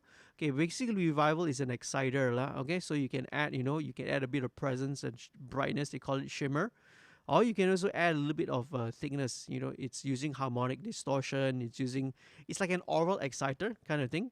But in most cases, I don't use it. So in this mix, it's off. FG Bombers, the next thing. This is again it's really, this is one of the secret ingredients that I use, alright? So it adds depth, dynamic glue, it's again some kind of a compressor / expander kind of a plugin. It can be both. You can drive it, set it a certain way, and you do a bit of expansion. You just drive it a certain way, it acts like a compressor, right? So for me, this one, it gives you a little bit of, extra punch, a little bit of extra depth to it. Okay, a couple of other things. This is a trimmer. Trimmer is just to trim the volume level. It's at this moment it's at 0, so it does nothing.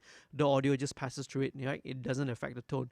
And last of all here, all right, on this chain, I have the virtual mix bus. So remember when I talk about, we're trying to emulate the signal flow in an analog console. This is doing the same thing, all right? So going through all the different channels of the console, finally it's all being bussed, it's being grouped, and being sent to the stereo, right? So in this case, this is the virtual mix bus. IV on the same setting, right? The USA, the API setting again. Last but not least, okay, I have another thing here. This is the saturator. Again, this is more of a problem-solving plugin that I have there. So in this case, again, I don't use it. Same goes with this instance of TDR Nova, right? It's not being used, but it's just there because it's in my template lah. Okay. Last one, virtual tape machine. Okay, so same thing. So imagine we were already recording on tape and mixing through a analog console. Now we are printing down back to tape, right? Back to this time it's a using the half-inch, like a 2-track, right, tape. So this is, again, we try to sort of emulate and simulate how the workflow, signal flow is when we're dealing with analog material in an analog console. Okay, next thing, let's go to the solo. So this is like a harmonized solo. Okay, so I love to, right, again, if it's a solo, I bust everything into one solo group. So let's take a look at the first track first lah. Okay, same thing, same deal.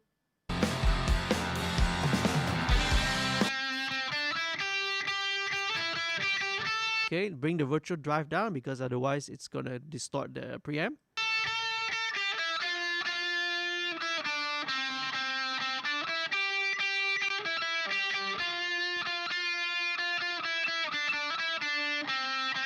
Okay, again, I feel that maybe I could use TDI Nova, but usually when it comes to things like solos and all that, you know, because it's short term, you know, it's not usually something that's going on throughout the whole song, I'll just kind of use the stock and built-in EQ.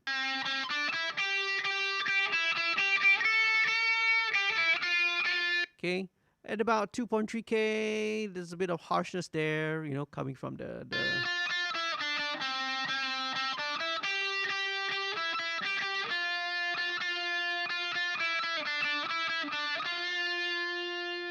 Alright, okay, just to I wouldn't like to say warm it up, but yeah, you know, just to give it a little bit, take the edge off a little bit.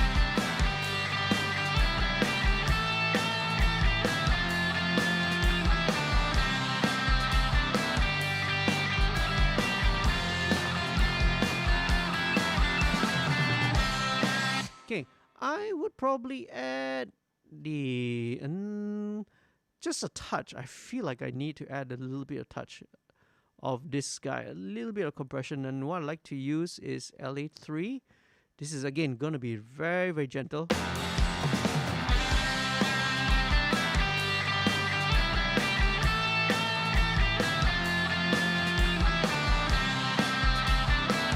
Not more than 1 dB, okay? Just a little bit. Okay, so now let's I like to keep things simple also lah, right? So when I can pretty much use the same thing, all right, I'll copy the settings over to solo 2, which is the harmony.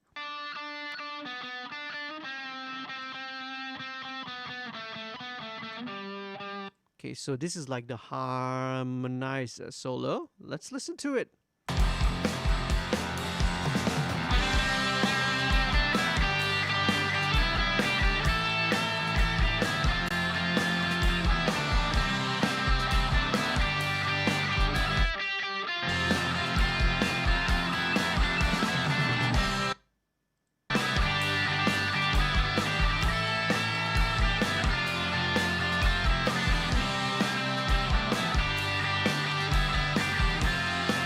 Okay, very cool. Okay, so what I like to do, right, I love to process solos with this guy here. So this is called the Acon Digital Multiply. So it's like a doubler, kind of a chorus effect. Again, if I'm not mistaken, this is actually free, so, you know, go and check it out. I think I've left the description the way you can download it. So I have this couple of presets in here. So let's look at this vintage lead, all right?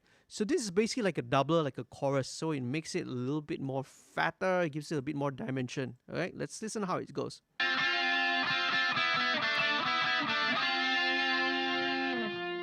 Yeah, you can hear a little bit of chorusing, a little bit of like a doubling effect.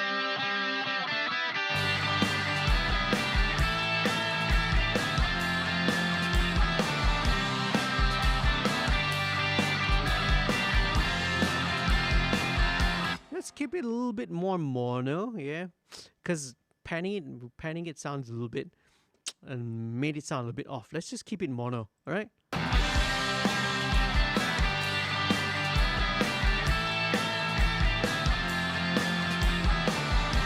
And let's play from earlier on.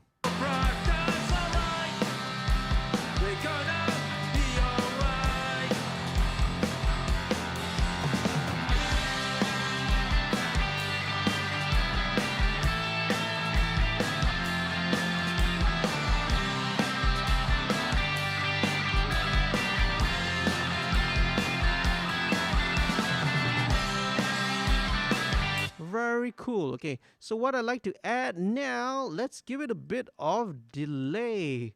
Okay, so what I love to use on guitars is this, the EP34 tape echo. Oh, one or more UAD plugins disabled. Why? Okay, why is it disabled? Okay, is it because I'm using too much of the UAD plugins in here? Is it? Is that why? Let me go and check it out first. Okay, why is it?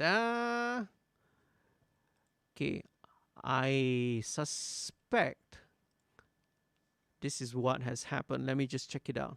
Okay, system info. Okay, this is what happened. Okay, so I actually have a couple of UAD cards. I have this UAD2 solo. I have another UAD duo. The weird thing is that sometimes the card, the UAD card, it just falls asleep. I don't have any word to experience it. It falls asleep. So the only way I need to, like halfway it falls asleep, and the only way I can get it back again is I have to shut down the PC and switch it on again. So, you know, okay, I'm not going to do that because it's going to interrupt the stream. So let's go for another alternative. That's perfectly fine. You know, without that, it can always work without it. Okay, so another cool something that I like to use a delay with some character. The EP34, what I wanted to use was actually an emulation of the Echoplex. You know, the actual analog tape Echoplex that a lot of guitarists used to use, right? Like especially back in the 70s and 80s, it was a very, very popular delay unit that's being used by a lot of guitar players. But let's go for something with big character. So this guy, right? This is Waves H delay. So H delay also it's got quite a bit of character in it. Okay, so let's turn off the analog first, because if you turn on the analog, there is like a bit of distortion hiss to it. Let's listen to it. Yeah.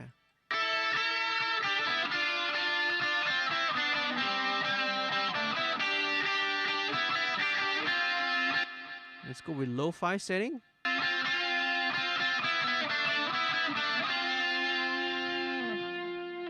Okay, filters. Okay, again, same thing. We can filter out all the low end, and we don't need all the top end of the delay. So maybe usually about 5K.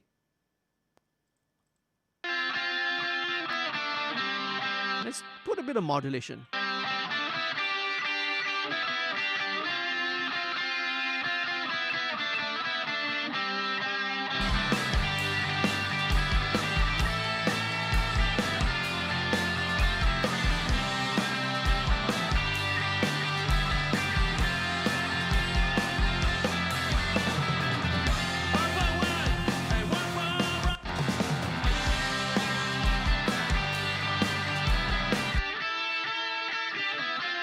So, you know, everything's a little bit subtle. It's a bit of chorusing, a bit of doubling, a little bit of delay. Again, you want to give the solo a little bit more dimension to it lah. I feel that I could still even out it a little bit more. It still feels a little bit not smooth. So what I'm gonna do is, again, you know, a good old friend of ours, this MB2 is a super, super useful tool, man. So what I'm gonna do, this one I may want to use the high level compression just to bring it down. I feel I just need to even it out a bit more.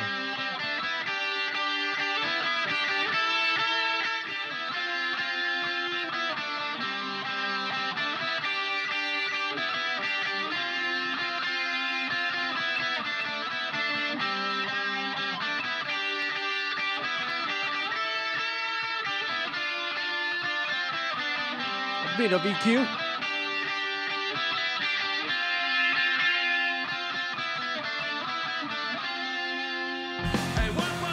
Okay, listen to it.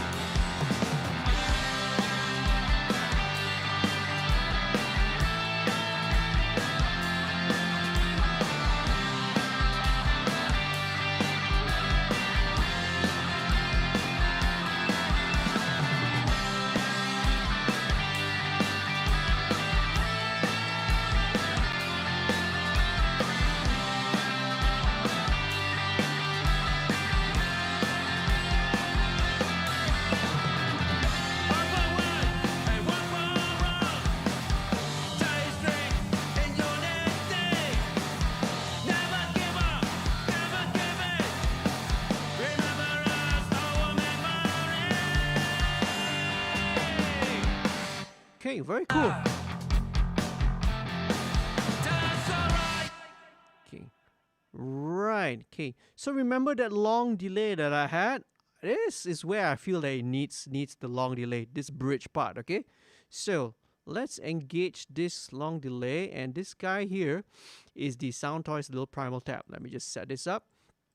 So this is actually a model of a, I can't remember exactly what delay unit this is, but the thing is, this one does not, you have to input the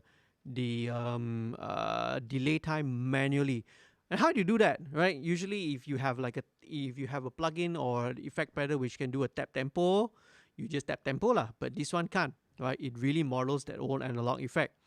Or some of the delays, like you said, you saw earlier with H delay and all that, they automatically sync to, let's say you want 8 notes, 16 notes, quarter notes, all of that. This one doesn't have it, so you have to key it in. You have to figure out the tempo, the delay time manually. So how do you do it? There's a very, very simple formula, okay, to find out the delay time. Very easy. So delay time in milliseconds, right? Quarter note delays. Very simple formula. 60,000, 60,000, right? So 60,000, 60,000 bahagi divide with the BPM tempo of the song, which in this case is 130. Okay, so let me get a calculator. Ini dia, scientific calculator. This calculator from sekolah menengah I still use until now, man. Okay, so very easy. 60,000 divide by 130. My result is 461 milliseconds. So this is 461 milliseconds for quarter notes, okay? So that means quarter notes meaning the tempo is 1, 2, 3, 4, 1, 2. So that's 461 milliseconds. So it's ta, ta, ta, ta, following the tempo of the song lah. So if I want it to be, let's put this at 461 first. Okay, 463. It follows the weird quirkiness of the original, so you can't, it's very hard to dial in the actual figure. So 463 is fine, okay? You don't have to be exactly 100%, okay? So now if I want it to be, instead of quarter notes, I want it to be half notes, I have to adjust this, multiply this by 2. So basically you're going to get 463 kali 2 will be 916, okay? If my maths is correct lah. Okay, so I'm going to add this, put this delay here. So let's see how it sounds, okay?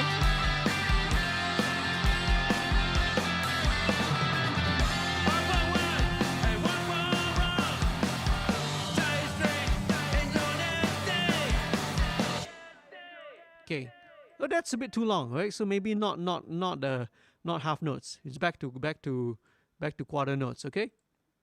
So quarter notes but mono. Let's check it out. Let me automate.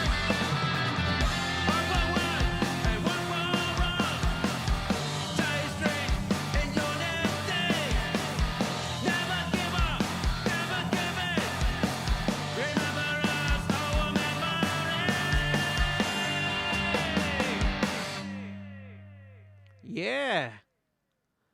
Well, I like it, you know. I don't know. It depends on what the band thinks lah. Okay, all right. So usually when I'm mixing, all right, we'll always consult with the band, you know. So once we kind of the mix is done, and you know, I always sit down with the band. We always do a listening session. And then, you know, we decide lah, you know, any other changes or proper adjustments that we need to make, we can always make. So usually we will do this, you know, at a later date another time. So let me fine tune this. Okay,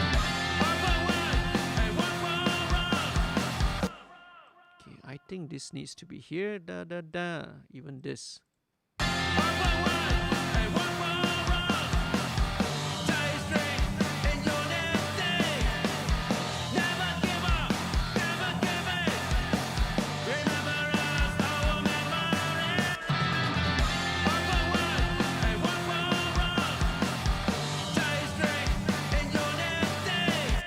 Okay, some things maybe here I have to automate this out, okay, because when this delays it makes it too busy.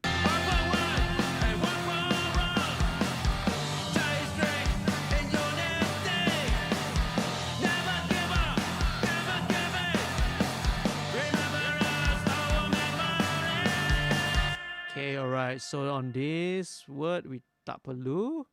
Okay, because again it's making it muddy. Remember us, our memory.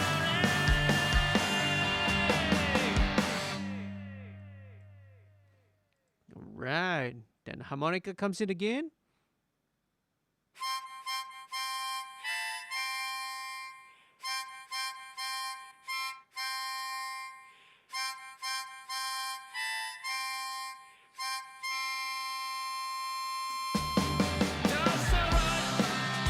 Okay, very cool, right? So let's not forget there's a tambourine here. Okay. Okay, tambourine's very simple. Okay, a bit of reverb.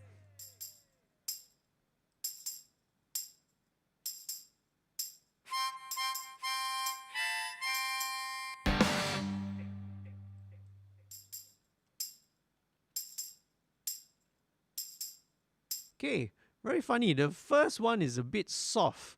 So apa kita buat is let's chop this up and let's just move it here. Yeah, settle.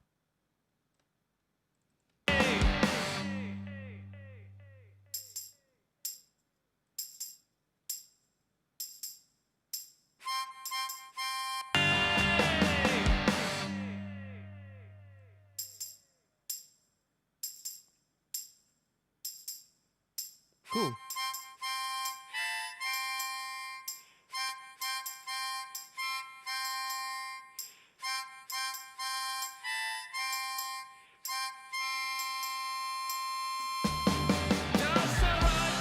Sweet. Okay.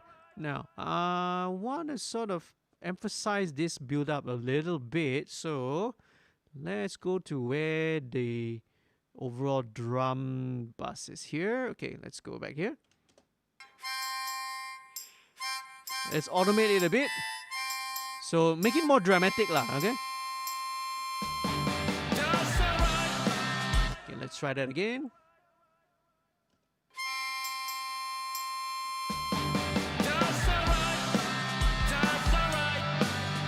Okay, so you get a bit of with the mixing. You can always help with dynamics by automating it. You see, so it makes the build up a little bit more dramatic.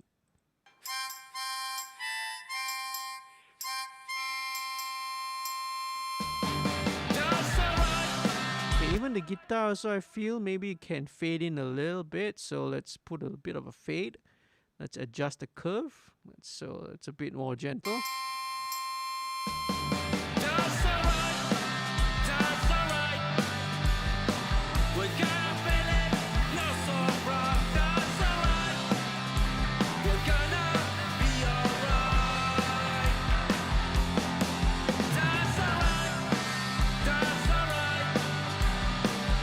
Okay, now gotta remember to turn off this delay, okay? Because we don't really need it. Because memang already got stereo delay in the chorus already, so you don't need this long mono delay again, okay?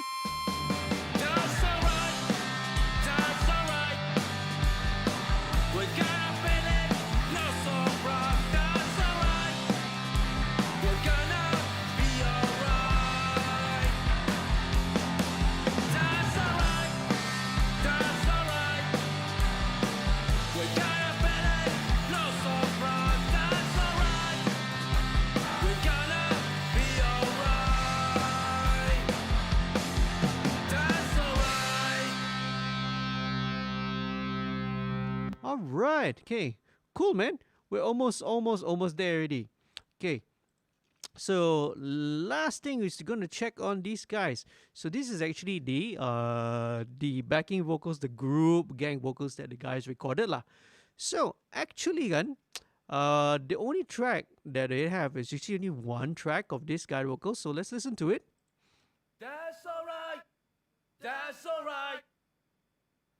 We got a feeling, lots of pride. That's alright. Okay, you can sort of hear the other guys all doing a kind of group vocal. Right. But what happens is because they repeat the lyrics, right? That's alright, dua kali. It's twice repeated. So when you do that, it actually gives an opportunity, for a little bit of creative liberty lah. So what I did was, I duplicated this, right? And I took this front half, copied it down here, right? This front half here, copied it down here, and the second half I copied it down here. Essentially, I double tracked it, right? Because it was repeated twice, it was able to double track it. So this was kind of the only area which I kind of messed around, and sort of messed around a little bit, because I felt that, once you double track it, you can actually pan it hard left, hard right, and it makes for a much bigger crowd sound, so to speak, much more anthemic, especially because this is the finale, right? The very, very last chorus of the song. So let's check it out, okay? So very simple. What I do here is, again, a similar signal path that I have, right? Same with the parallel compression. With any kind of vocal, even with backing vocals also, I find it very useful to have the parallel compression there, okay? So let's just check one by one. First, let's just solo this. That's alright. That's alright. Okay, again, don't need to, I can EQ out all the low end. We got a feeling, lots of pride. That's alright. Okay, this We're gonna be alright. a bit of nasally about there, 900 plus. That's alright. Yep. That's alright. We got a feeling, lots of pride. That's alright. And about 3.7K, a little bit. We gotta. Okay, cool. Just tiny bit. Let's copy it over. Same setting. It's because it's the same track, right? It's just that I switched around the order, see? Right, so let's blend this left and right. Hard left, hard right. You get more of a crowd, bigger crowd. That's alright. That's alright. Very cool. We got a feeling, lots of pride. So now it's pan left, right. That last chorus, is so much bigger. It's like hard left, hard right. You get more of a crowd, sing along kind of a effect. So, but to emphasize that even more, let's do this. Okay, I have some preset which again is my own preset lah. Okay, this is group choir. Well, not really choir. Oh no, it's complaining again because of my UAD plugins. Why? Okay, let's see. Again, if this doesn't work, I can always substitute it with something else. So is this disabled? Yeah, it's disabled, huh? Okay, so let me cut it out.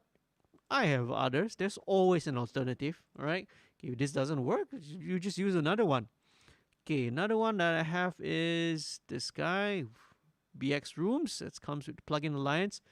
Very, very useful. So with this one, let's go for a hall. It's medium hall first. Okay, let's put it all dry first. Let's just solo it. That's alright. Okay. We gotta Okay, be alright. Okay, I'm gonna compress it a little bit. That's alright. That's alright. We gotta feel it. Lots of pride. That's alright.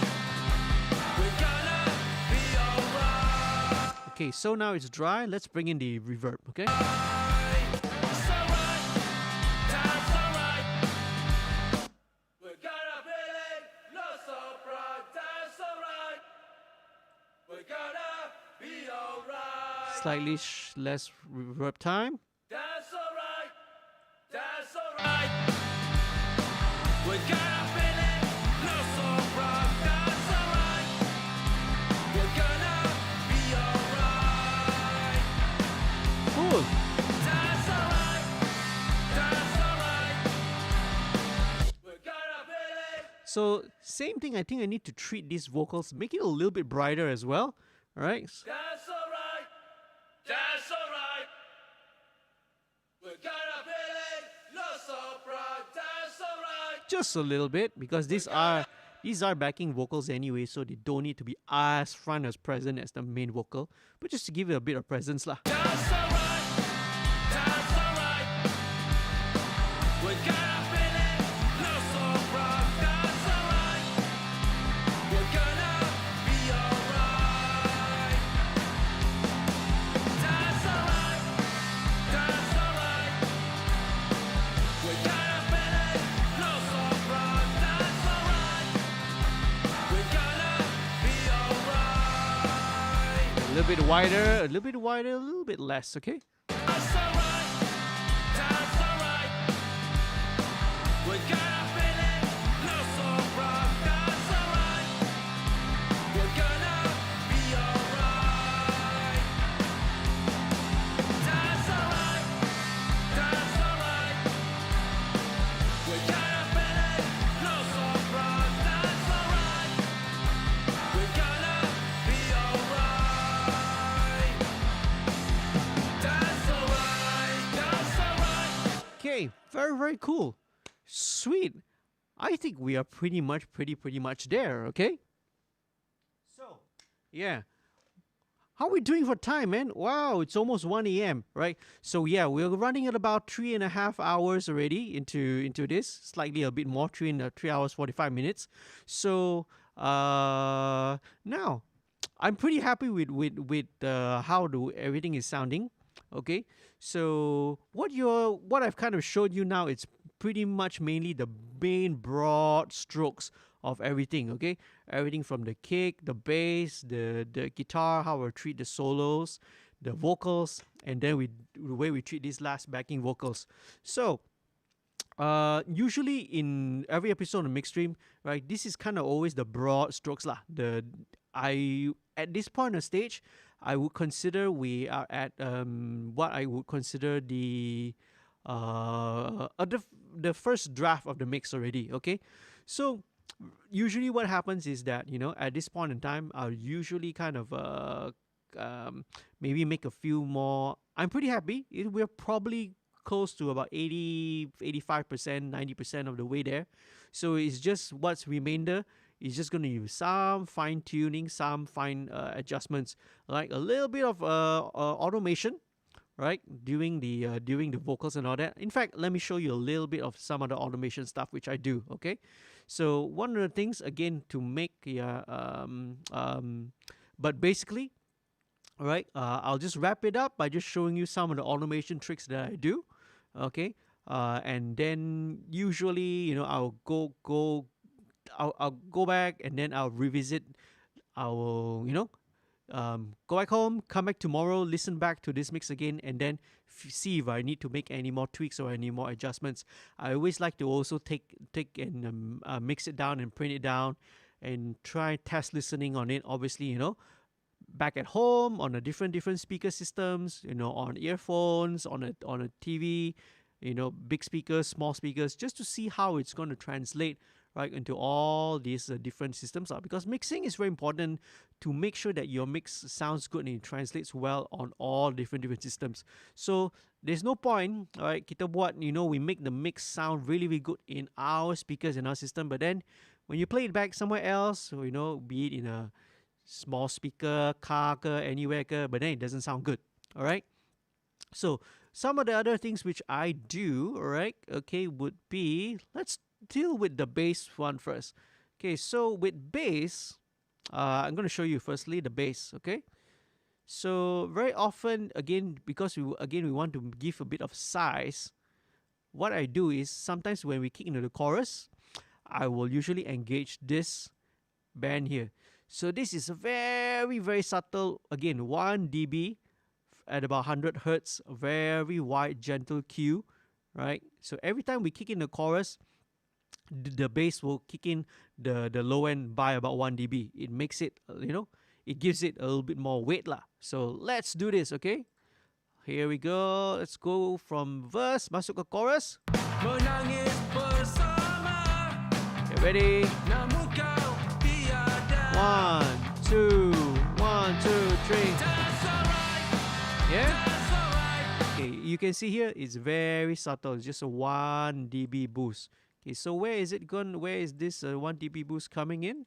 Exactly on the chorus lah. So it's going to kick in on the chorus. That's alright. That's alright, that's alright. We're gonna feel it, love so bright. That's alright, we're gonna, Okay, cool. And then we're gonna. it's gonna come out in the chorus, in the solo. 1, 2, 3, 4.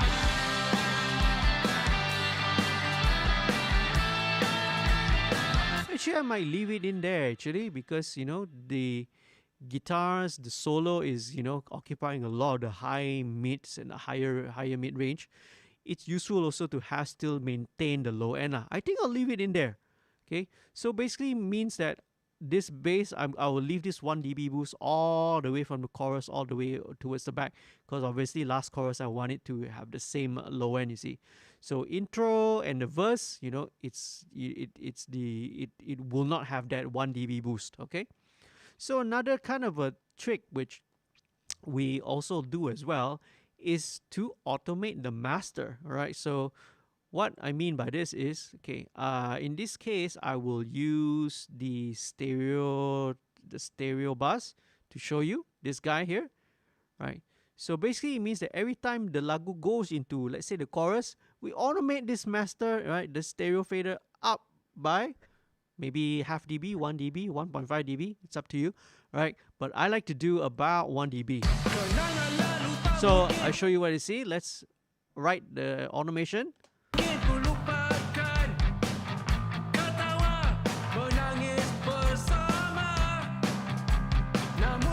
Ready? 1, 2, 3, 4. Okay, so you can see this is what I'm trying to do. So this is actually a very old mixing trick. All right, so you're just automating the master. It just makes the chorus just that little bit slightly louder, right?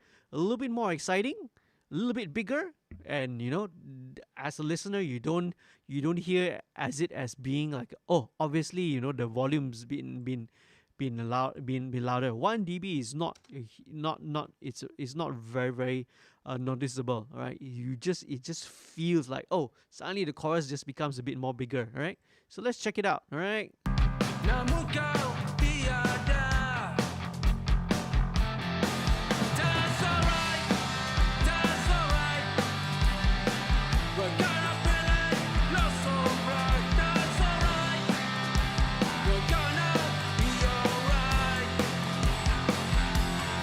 Okay, now I feel like I need to bring up the overheads.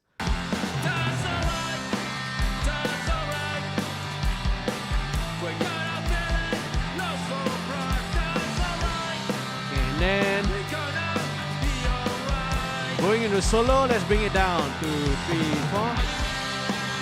Okay, let me adjust this, because obviously when we kick into solo, it doesn't need to be there lah. We want the solo to be slightly, you know, slightly back to the original overall level.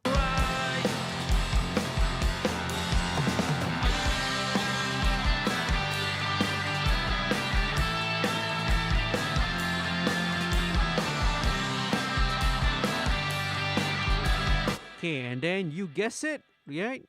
At the very last chorus, we do the same thing.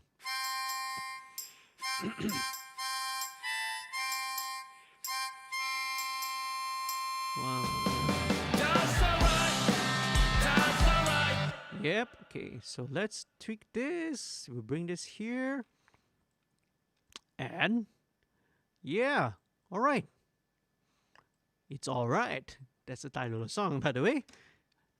Pun not intended.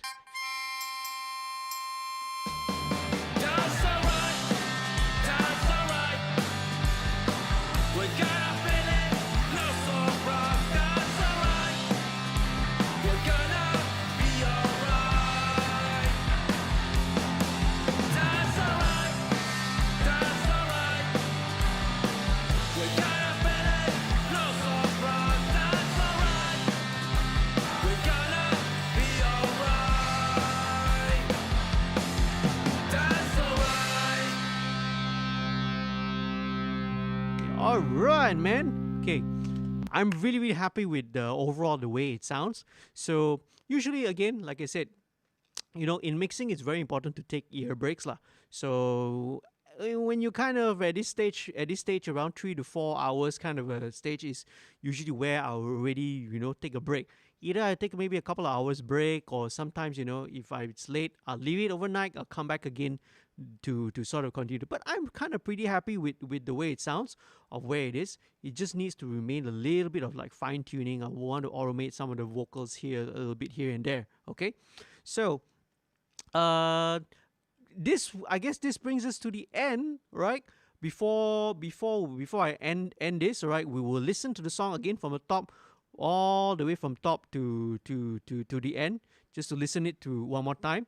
So again, thank you very much, right, for watching.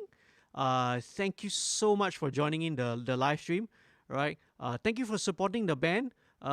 If you have any questions, any comments, right, you still have any comments you want, leave them in the comments below, okay? If you found this live stream informative, enjoyable, please do leave a like, all right? Go and share it with your friends, okay? Those of your friends who might be interested in anything related to recording, mixing, the topics with music production, share it with them.